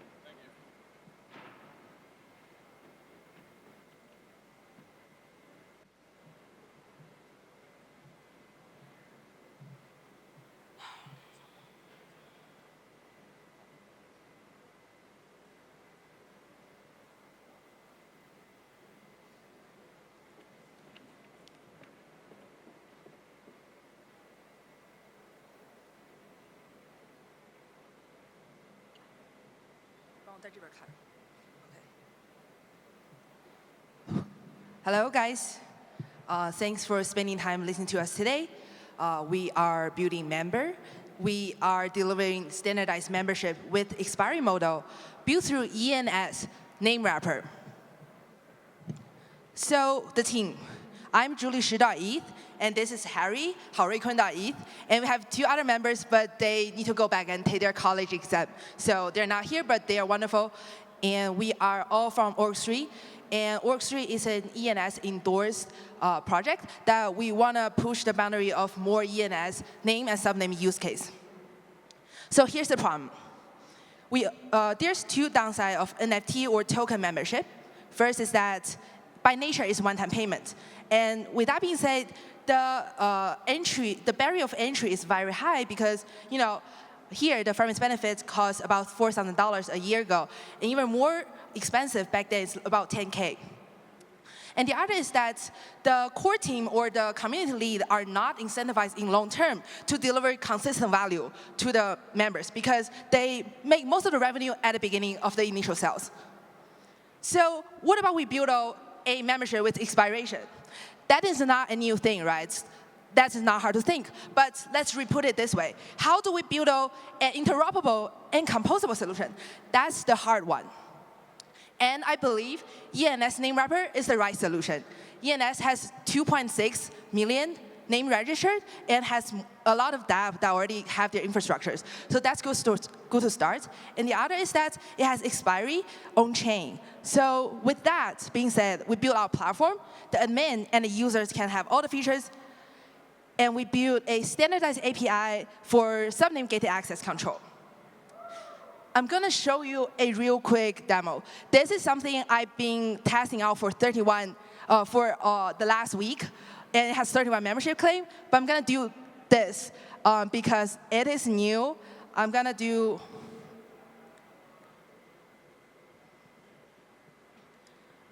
do a new membership job. I know, Alicia, you are here, the lead of ENS, governance of ENS, and I'm going to drop you the first membership here.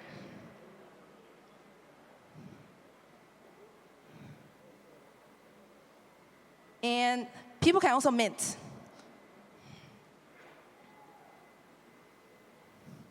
And with that being said, I can change your wallet. I can mint another subname because we don't have time. I'm just probably go to my plans. And the upside of name wrapper is it says ERC 1155, and that means we can resell it. Thank you.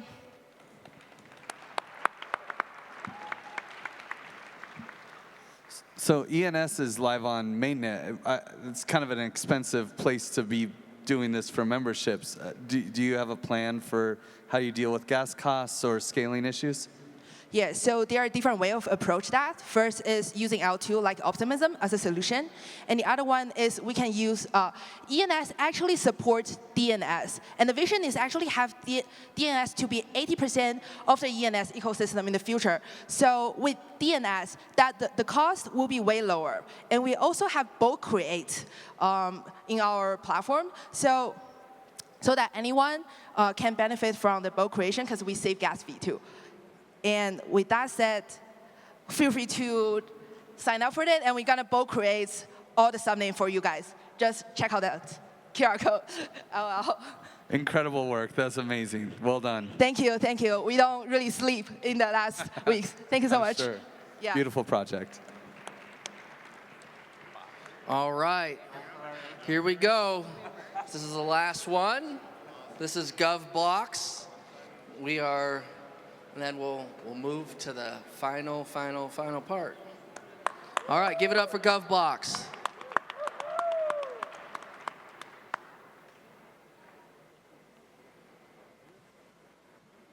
Does this work?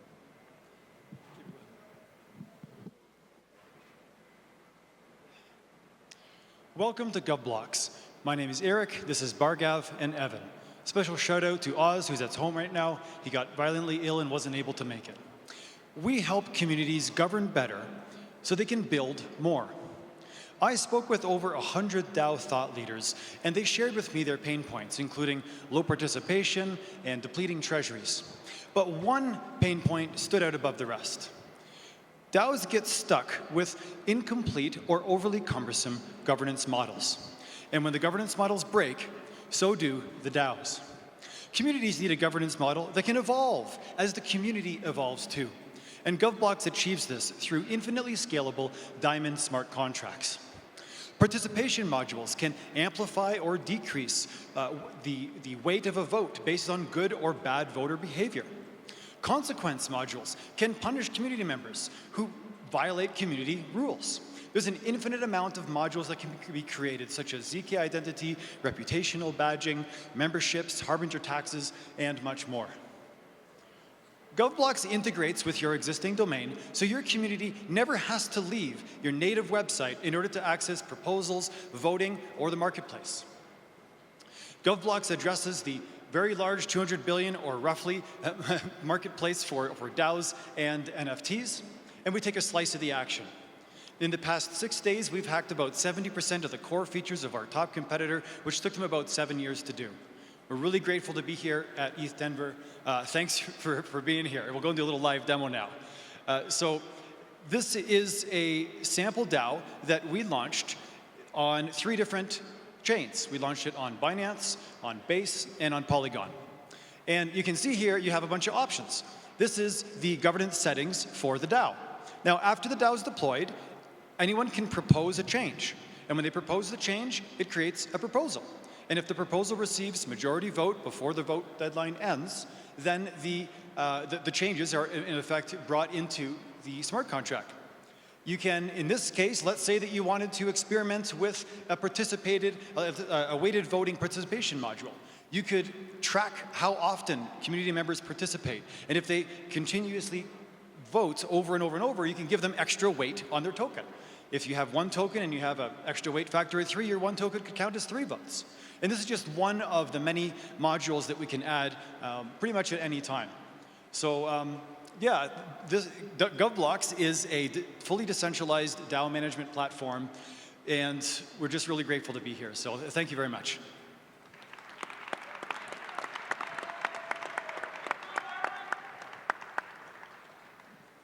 So very cool. One thing, there has been at least one GovBlocks in the past. So that name may be a hackathon name. Like, I'm curious how modular it is. Like, I mean, I feel like given how, like, the things that you showed so far, it's, you know, like you have some frustrations with voting in the past. Like, you know, how flexible can you get it, like with modules and whatnot? Yeah, great question. So the specialty of the diamond contracts is that, think about it, diamonds as you know, there's a main contract, and behind it there's a bunch of subcontracts, and you can add infinite amount of subcontracts. So there's infinite amount of logic that's possible to add to it. So virtually there's no limit. Now, typical smart contracts, they have a storage limit. You know, you have a contract size limit. All of that doesn't apply to the diamond contracts, and so that way the DAOs can evolve and keep adding logic as they go and as they're evolving. Cool, thank you.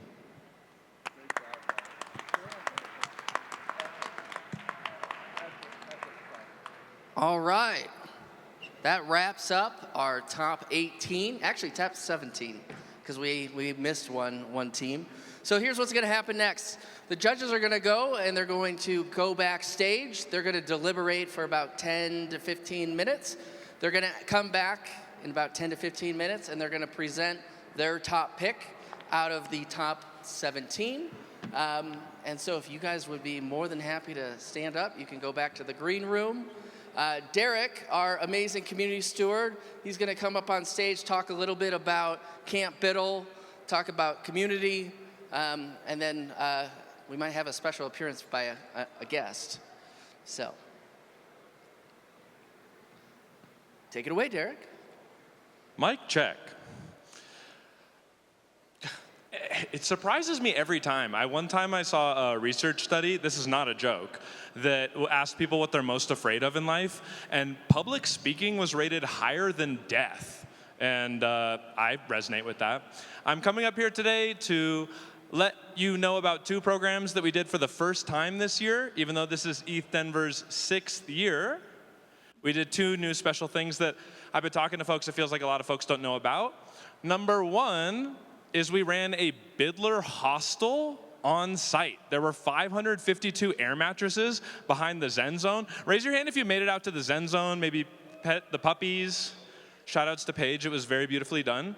So behind that, we had a few hundred beds to make it possible for folks on our scholarship program to come out and attend ETHDenver without having to pay for the hotel, because we want to remove financial barriers for folks to enter the space. I think we did pretty good. I heard it was like, you know, kind of like a hostel. And it was too cold one of the nights. Super sorry about that. But folks were super grateful. So if you know anyone that would be interested in that, keep an ear out on our newsletter going into next ETHDenver, because I feel like we didn't do a very good job marketing it. And I just want to make sure people use the opportunity. That was number 1, the hostel. Thank you to the sponsors for that. Number 2, raise your hand if you were in Camp Biddle. Let's go! Raise your hand if you're like, what's Camp Biddle? Yeah, again, we're not great at communications. I'll own it.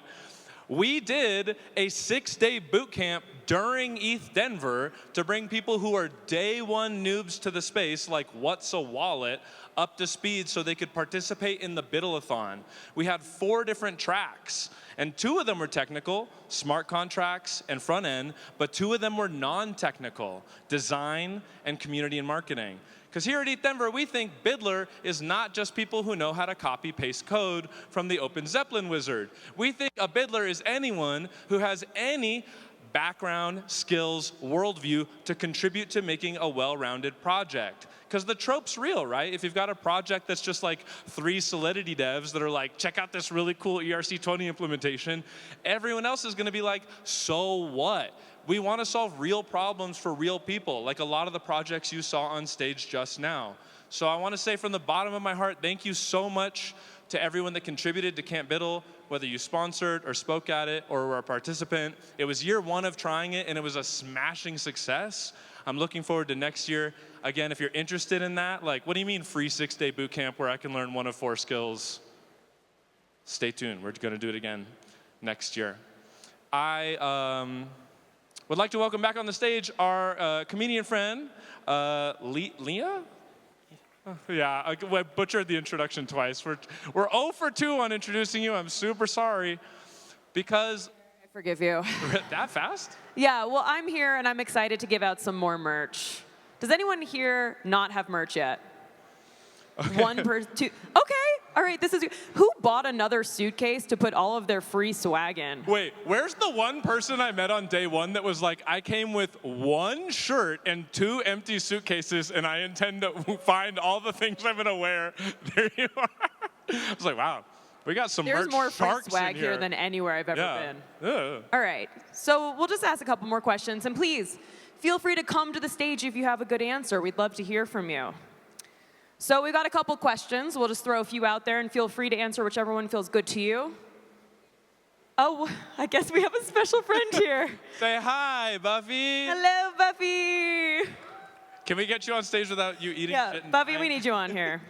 Yeah. All right, so here are a couple questions. 1, did you meet your significant other at ETHDenver or through Web3, and how?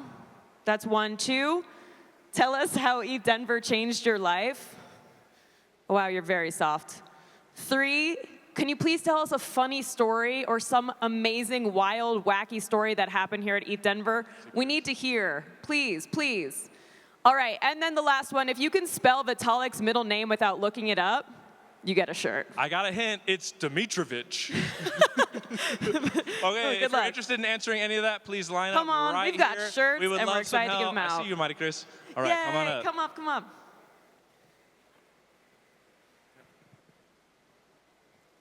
I can proudly say that ETHDenver changed my life. In 2020, I won the hackathon by sending Ether into space. That ended up becoming a startup that I still run to this day. And so, yeah, ETHDenver is the most awesome developer community, the most awesome human beings, like seriously. It's the bestest. So yeah, and I date a Web3 girlfriend. Hey, how did you guys meet? Not through Web, like she became Web3, but like. You yeah. brought her into Web3? Yeah, well, we have a convert. Nicely done. I met my husband through Web3. So I'll be here forever, whether you guys like it or not. Okay, thank you so much. Thank you. Great story. We're going to onboard the next billion users through love. All right, make your way to the stage. Oh. Hi, everyone. My name is Mary Chris Bonzo. I started Women in Web3, and we had our inaugural anti-conf conference on Wednesday. And we had this whole thing planned out. We were going to work out in the morning, right? Just I was going to place all of the women in the gym and have them work out. And what ended up happening is one of the attendees, Crass Kitty, I don't know if she's in the audience today. Crass Kitty, are you here? Okay, she's not here, but she's an amazing founder, and she suggested that we should do some pole dancing workouts. So we ended up doing that, and it was such an amazing and fun workout. So we ended up like doing some twerking and stuff. So that's the type of stuff that happens at Anti-Conf Conference. So if you're identified as a woman and you want to attend at the next Anti-Conf Conference, let me know. Amazing, thank you. And also, yeah, give it up for her. What a cool experience. Thank you so much. And also, if you want to come on stage and share your favorite founder and why, make your way to the stage. Also, please introduce yourself. Yeah, for sure. What's up, everybody? I'm Lance Davis. I am a part of the ZK Hacker House with Ant Alpha. It was an amazing experience. We spent really the whole time hacking, but I think it was our first day here. It was Sun and a few others. We were just wondering, when we parked outside, we were just like, does anybody smell dog food? And it was just weird because I thought it was in my head. But after we left ETHDenver, we smelled it again and realized that it's a dog food factory across the street. It was just one of the funny things that, it's my first time in Denver, but I enjoyed it. Thank you. Yeah, shout outs to Purina. Thank you so much. All right, hello, welcome to the stage. Hi, I'm Kelly. I'm a designer and researcher. I got interested in Web3 through a research project I did earlier this year, and hearing about things like artists being able to make a living off their work without having to depend on things like galleries and funding that they traditionally would. So I was really inspired to come here and learn more about different projects people are working on to really kind of change the world and use technology for good. And so I guess that's been kind of something that's really inspiring, seeing some different talks and side events from places like F3, which is funding female founders, and just some different values that we can bring to building technology and communities that I hope we address. So that was really awesome. And then I guess a funny story is like my first night here, ended up at one of the happy hours, and throughout the night was like smoking weed at a hotel, or at somebody's apartment with like this light up weed table from some company that makes weed, and ended with sharing cheese fries with people and watching a German horror movie about volleyball, I don't know, players who get murdered.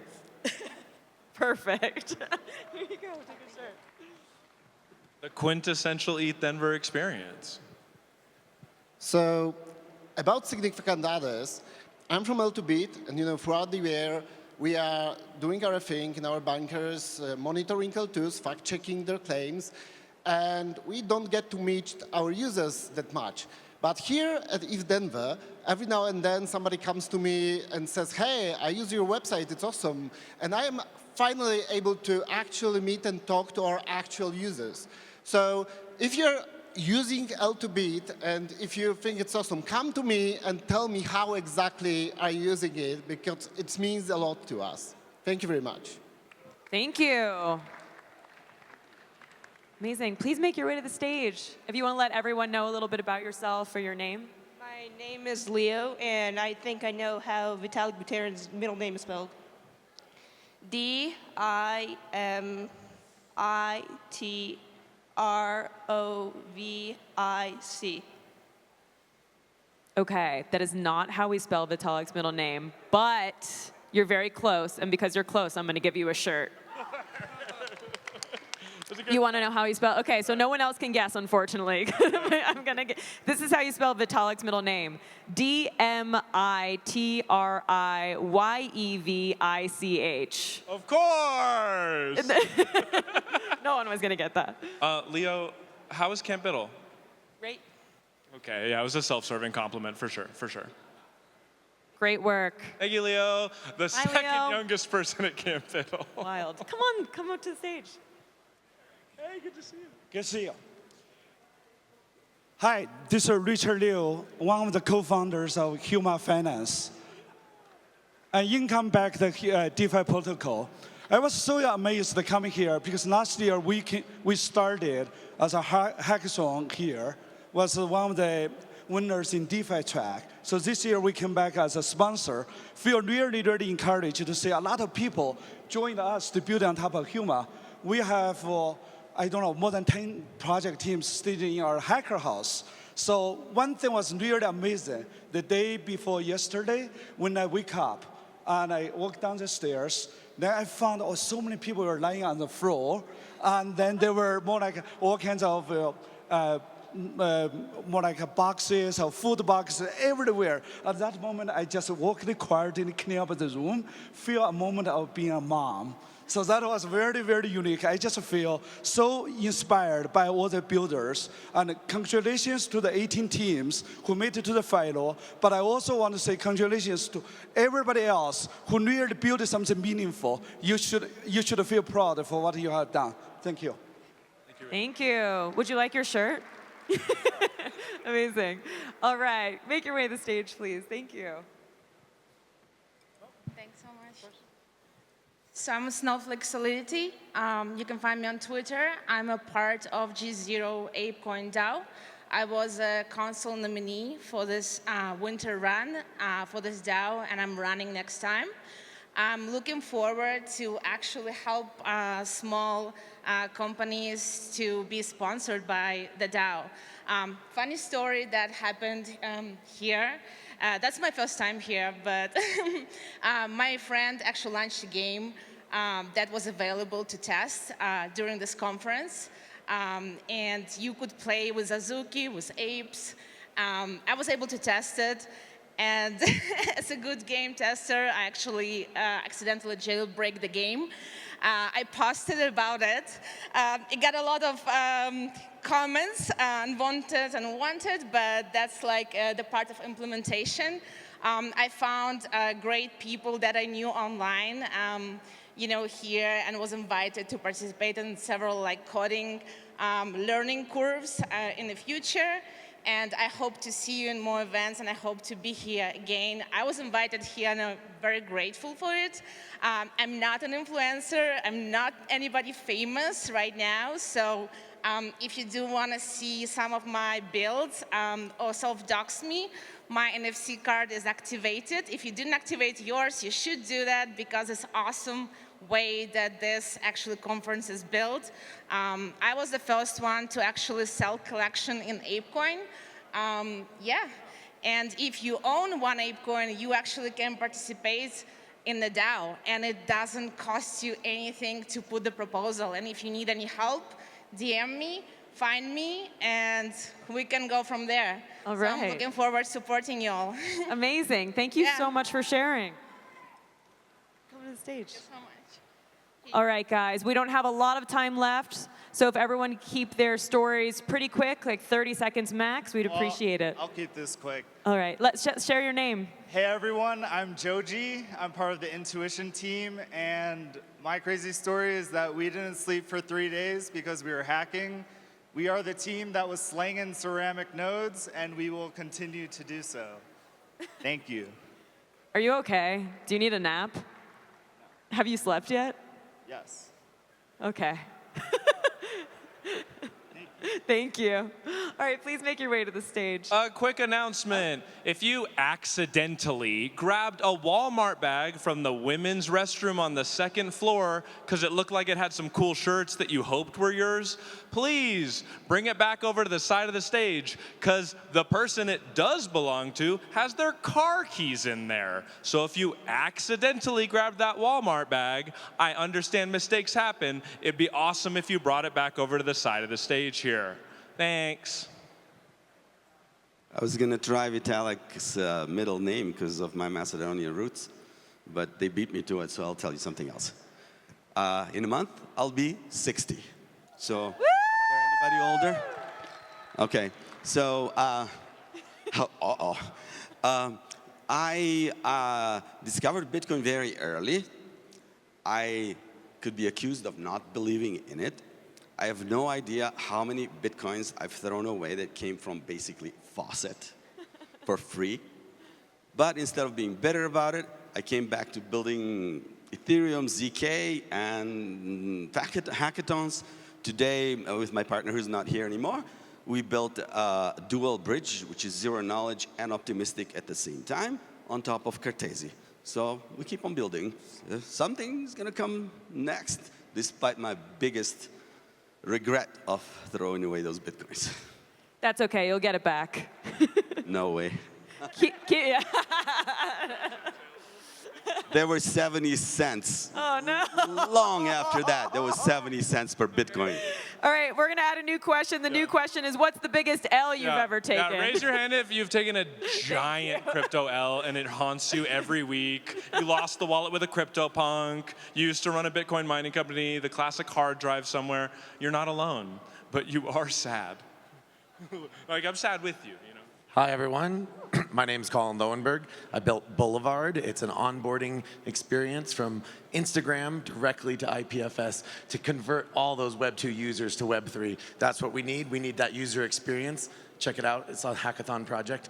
I want to give a shout out to my co-founder, Jeremy Meyer, who found me at the very end of the hackathon and said, hey, I can't submit this, and I submitted it for him. So I did the least amount of work, but he's an amazing guy. So Jeremy Meyer, great job on Boulevard. Also, big shout out to my homie, Billy Luke from Intuition. He's one of my favorite investors, and I look to him for all the advice in building Boulevard. Thank you.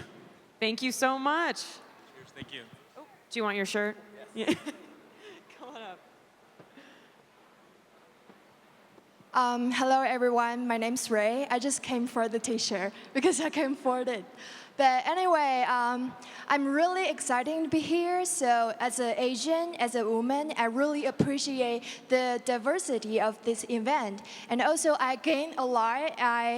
I wrote a lot of notes on my notebook. I'm definitely gonna write an article, a research about what I gained about all the buzzwords about like ZKs and DIDs and like wallet abstraction stuff.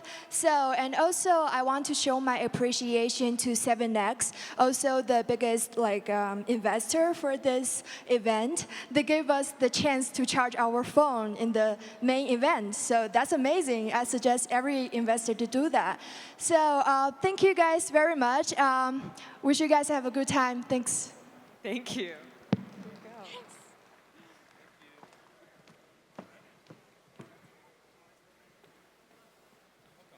Hi all, I'm Tom from Manchester in the UK.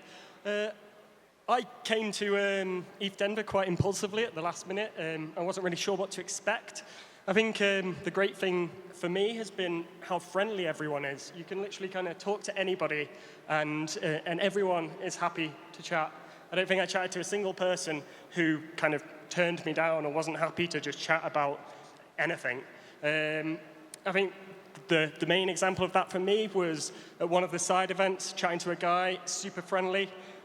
He introduced himself, asked for a telegram, and it turned out to be Rick Moo of ethers.js fame. And I know this is kind of weird, but I'm a bit of a fanboy for Rick. And he was just super chill, and I didn't realize for kind of 20 minutes of the conversation that that's who he was. He's kind of a big deal, I guess, and he was super friendly. And it wasn't just him. I met some great people in the queue for coffee, on the bus, all sorts of things. So yeah, I've had a great experience, and I just wanted to kind of thank everyone for being sort of so nice. Yeah, everyone's really nice. Thank you. Thank you so much. Did anyone else get to meet someone over the last few days or week that you had a giant like industry crush on? You're like, oh my God, it's you. For me, it's Patrick Collins. Hey guys. My name is Shylon Andrade. Most people know me as Snap Boogie.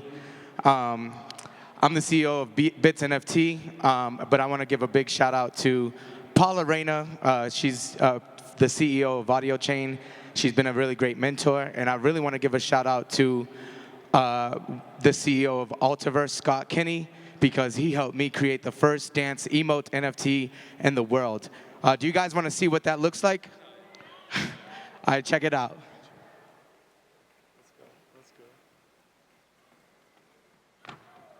Oh my God.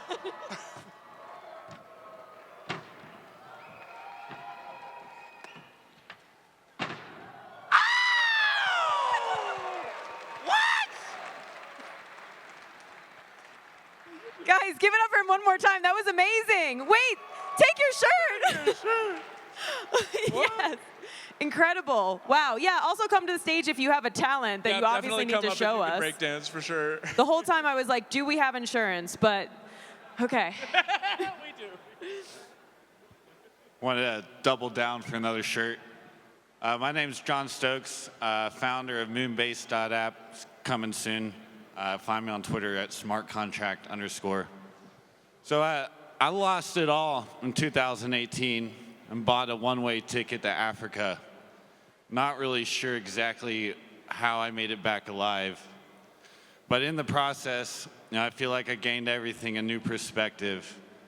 I have everything in the world that I need with me on my person right now. You know, my backpack, laptop, a shirt. Where we're going with this new ecosystem, you know, it's a radical experiment in coordination. And this is what this ETHDenver is all about, is experimenting with coordination. So I want to leave you with this. We are the dreamers creating the dreams of tomorrow, where future dreamers will get to create the dreams of the future. So, get to building. Woo, thank you so much. That was beautiful. Would you like a shirt? Sure. That felt very Willy Wonka of Web3, and I loved it. Yep. Thank you. I just want to let everyone know I've got 6 shirts left, so you're going to get random sizes. Thank you for understanding. Well, this is a crypto event, so I have to show something, which is my own Twitter handle. I am WhatUpJeff, WhatUpJeff. And I would like my mom to see that I'm on a big stage here and in a big audience here. Oh yeah, hello, hi mom. So if you could, photograph, take some pictures, and tweet me, and then maybe even do a 360 of this big audience. Yeah, show his mom how big the audience is. And then that'd be super cool. The camera. Yeah, hey mom. Guys, everyone wave. Can we wave? Hi, mom. Hi, mom. Wow. Here, would you like a shirt? That's cute. Yes. Finally, what every mom wants. To be waved at by a crowd. Thank you. Welcome, and thank you. I feel so blessed to be here. This is my first ETHDenver. I've been in crypto over a decade, but I've just really impressed with the community here and the energy that you guys have. And I just want to say thank you to everybody here because you guys are awesome. And, you know, I was really excited about one project that I found here. I'm not a part of this project, but it really touched me. My degree's in international development, why nations are poor, how to bring them out of poverty. What this is, it's a stable coin where they donate the yield from US treasuries to nonprofit instead of going to a corporation like BlackRock or something. But anyways, it's called Glow Dollar, GLODOLLAR.org. But it's an amazing project, but I just love what everybody does here. It's like right up awesomeness. And so thank you very much to all you guys for continuing the energy and everything we have here. Thank you. Thank you. No one wants their shirts. It's good, we're running out. Raise your hand if business jargon like OKR is kind of annoying to you. Low-hanging fruit, synergy, yeah. So I was talking with one of our ops folks about the OKRs for the community team, and I was like, how do you measure a community? It's not the number of people. Like, if a bunch of people are here, that doesn't mean it's a strong community per se. So one of my metrics that we actually have on our official doc is the number of babies that are conceived as a result of ETHDenver. I want y'all falling in love, like really getting to know each other out here. So raise your hand if you like are falling in love this time or have fallen in love at a previous ETHDenver. Okay, good. No thing he's not here to hands, see no that. hands. Great, not getting the bonus this year. Come on up. Hey guys, Rick here from OpenQ. So I've been participating in hackathons for over 10 years, and Web3 has been a very special part of me. I've met my co-founder at the hackathon, and the story that I would like to share is that essentially I'm one of the human beings that has been ripped by the exchanges in the last year, and the best experience at ETHDenver was for me to actually use this piece of toilet paper. So I don't know if you have guys seen it, but a certain founder is printed on here. So this was certainly satisfying, and I would like to have one of these rolls if possible. Raise your hand if you wiped your butt with Sam Bankman-Fried's face. Raise your hand if you think this is the best toilet paper you've ever seen in your life. Only at ETHDenver. Can I have this? Thanks, man. Yeah, thank you. Please give a warm applause of gratitude to folks for coming up and sharing their experience. It takes a lot of courage, more than you'd think. We make it look easy. No, that was it. Everyone, can I be the last one? I get it. No, but you can meet Sorry. me over on the side. We've got a few shirts left. And You what? You don't care about the shirt? Oh. All right. Hey, All right. Buffy. How you doing? No, you don't speak? No, okay. All right. Well, the judges have finished deliberating. They have picked their top 5. So here's how the rest of the evening is going to go. We're going to bring the top 5 judges. They're going to present who their favorite project is. We have enough time so that way our photographers can get a photo with their judge with the pick. And then from there, look at that. We love Developer DAO. There we go. So, sorry, guys. All right. So, if we could bring back the celebrity judges, and then we'll finish this up, and then we'll go from there. So, please welcome the judges. Buffy, you're more than welcome to stay. All right. GM. Of course. Well, if I get to be the voice, let me tell you, that was really hard. These projects were incredible. This was the best. It was spicy. It was spicy back there. We had some fierce debates. We had to go back into the Biddle box and figure out could they really do that? And it was incredible. Can we get a round of applause for everyone who was up here? Because it was amazing. I've judged a lot of these, and I've never seen so many applications that were so great. For me, my choice, it was really tough, but I have to give it to Fund Public Goods, Fund PG. It's beautiful, simple, and honestly, we've wanted to do it on Giveth forever. So, go talk to Mitch. He's trying to build this. So thank you so much. And I'm cheating, and I want to give a special shout out to Denoted, honorable mention. Great product. I think teams, as you're called, you're supposed to come up here and take a picture with your judge who has picked you as #1. So Fund PG, come up on stage and take a picture. They're coming. Hey, hey.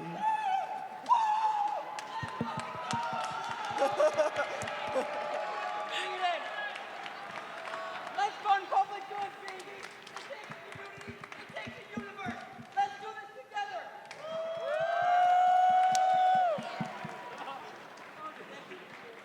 Thank you so much. Thank you.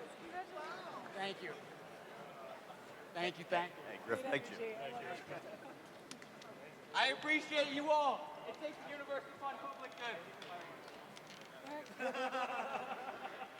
like it. I will never be like this. Thank you.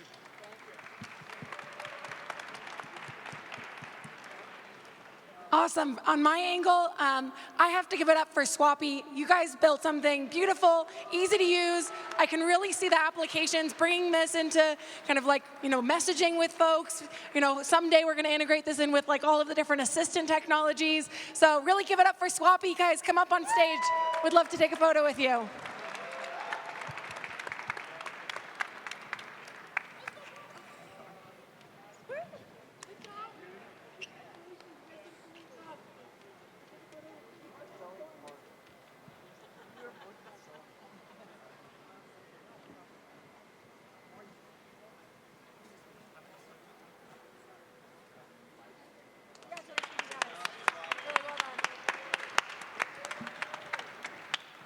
So, this is probably the hardest decision I've had to make in quite some time.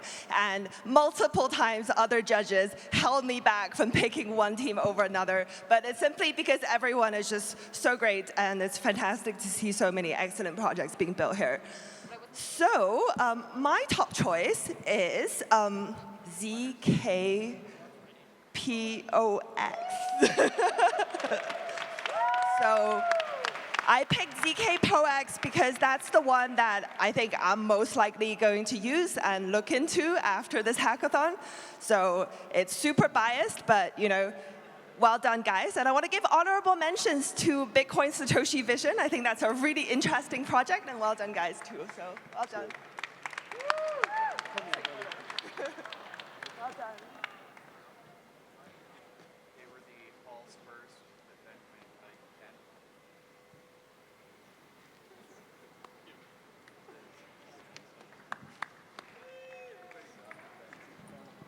So as a condition of being up here, I really was trying to get it that I would have to wear the Bufficorn costume, but unfortunately they didn't let me. I thought it would be funny when I took it off and everybody was like expecting it to be Vitalik, and instead you'd be disappointed with me.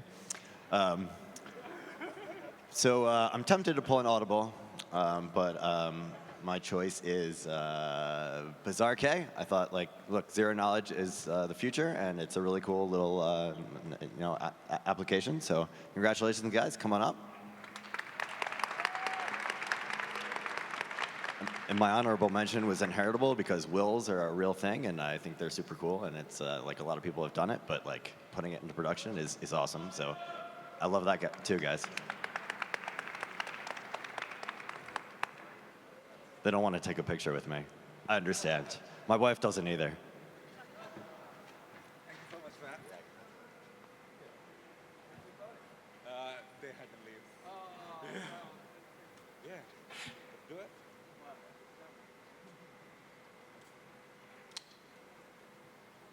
Thank you so much, man. Thank you.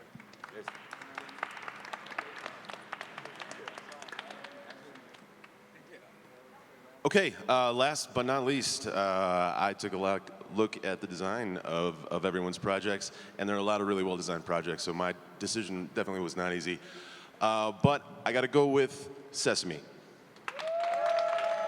Great-looking product. Your design fits your use case, instantly usable by any consumer today. So well done. Come on up.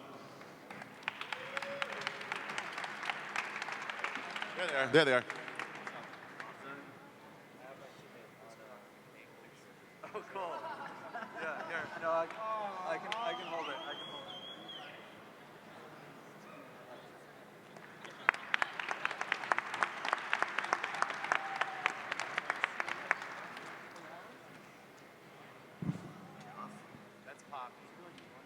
All right, how awesome were all those projects? And how awesome were our judges? All right. Well, that wraps up the Biddle-a-thon for 2023. Do we have another mic for Derek? There we go. Cool. I don't know how to. I don't want to close this out. Aww.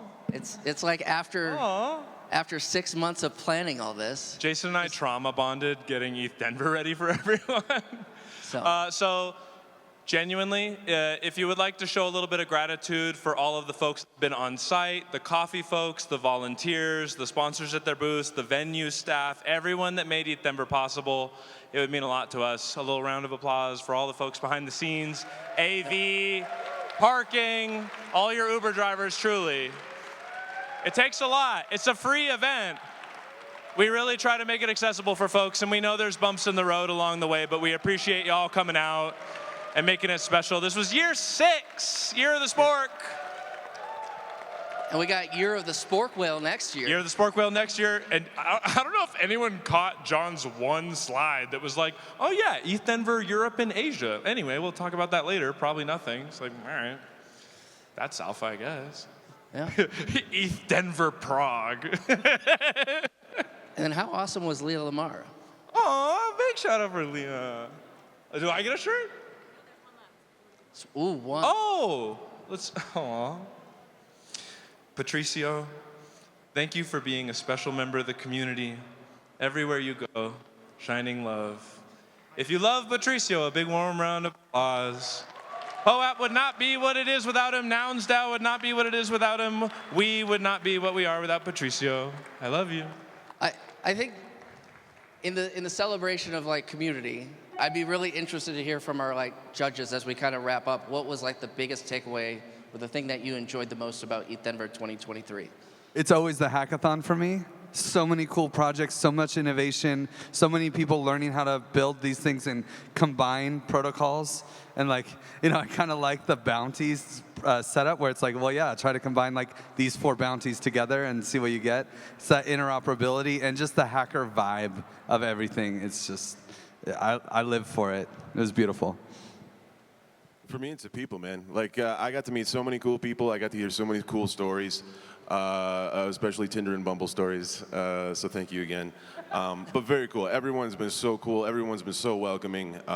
This was my first one too, so thanks for making me feel welcome. Thank you. For me, it's always community connection, like just getting real human touch points. It's so many different projects, finding those opportunities for builder teams to come together, find collaborators, make something amazing with each other. I feel like these in-person events are so wonderful after a chunk of time where we weren't able to get together in person, and I just love the energy that forms in these kind of community gatherings. So thank you so much for organizing it and putting it on. This is my first time attending ETHDenver, but I'm just in awe of the organization and how many different side events there are. So, you know, the variety and the diversity and how the whole city comes together. Every taxi driver knows about this. Every restaurant owner knows about this. And, you know, I think that's a fantastic city and also a fantastic organizers that can make this happen. So thank you, guys. Tens of thousands of people in a bear market. This is what mass adoption looks like, y'all. Thank you all for being here, and thank you all for being here. This has been ETHDenver 2023, but it's not quite over yet, just because you saw all the amazing stuff in our Biddle-a-thon, which is, as always, the core of our community. We still have a little bit more. We get to unwind together if you stick right here in this room for just a little bit. We're going to be having a happy hour with free food and beverage. A little clap for the food and beverage team. They've been working really hard, especially Good Heart Coffee. Love you all. And we're going to have not one, not two, not three, not four, but 5 different musical artists, at least. I've had a hard time keeping track of them, here for our closing party. So if you're excited for the rest of the evening and to stick around and deepen those connections with folks, give it up in advance for our musical artists. And then show of hands, is anyone coming to the mountain retreat afterward? Just coming up to Breck? All right, see y'all there. Thank you again. This has been ETHDenver.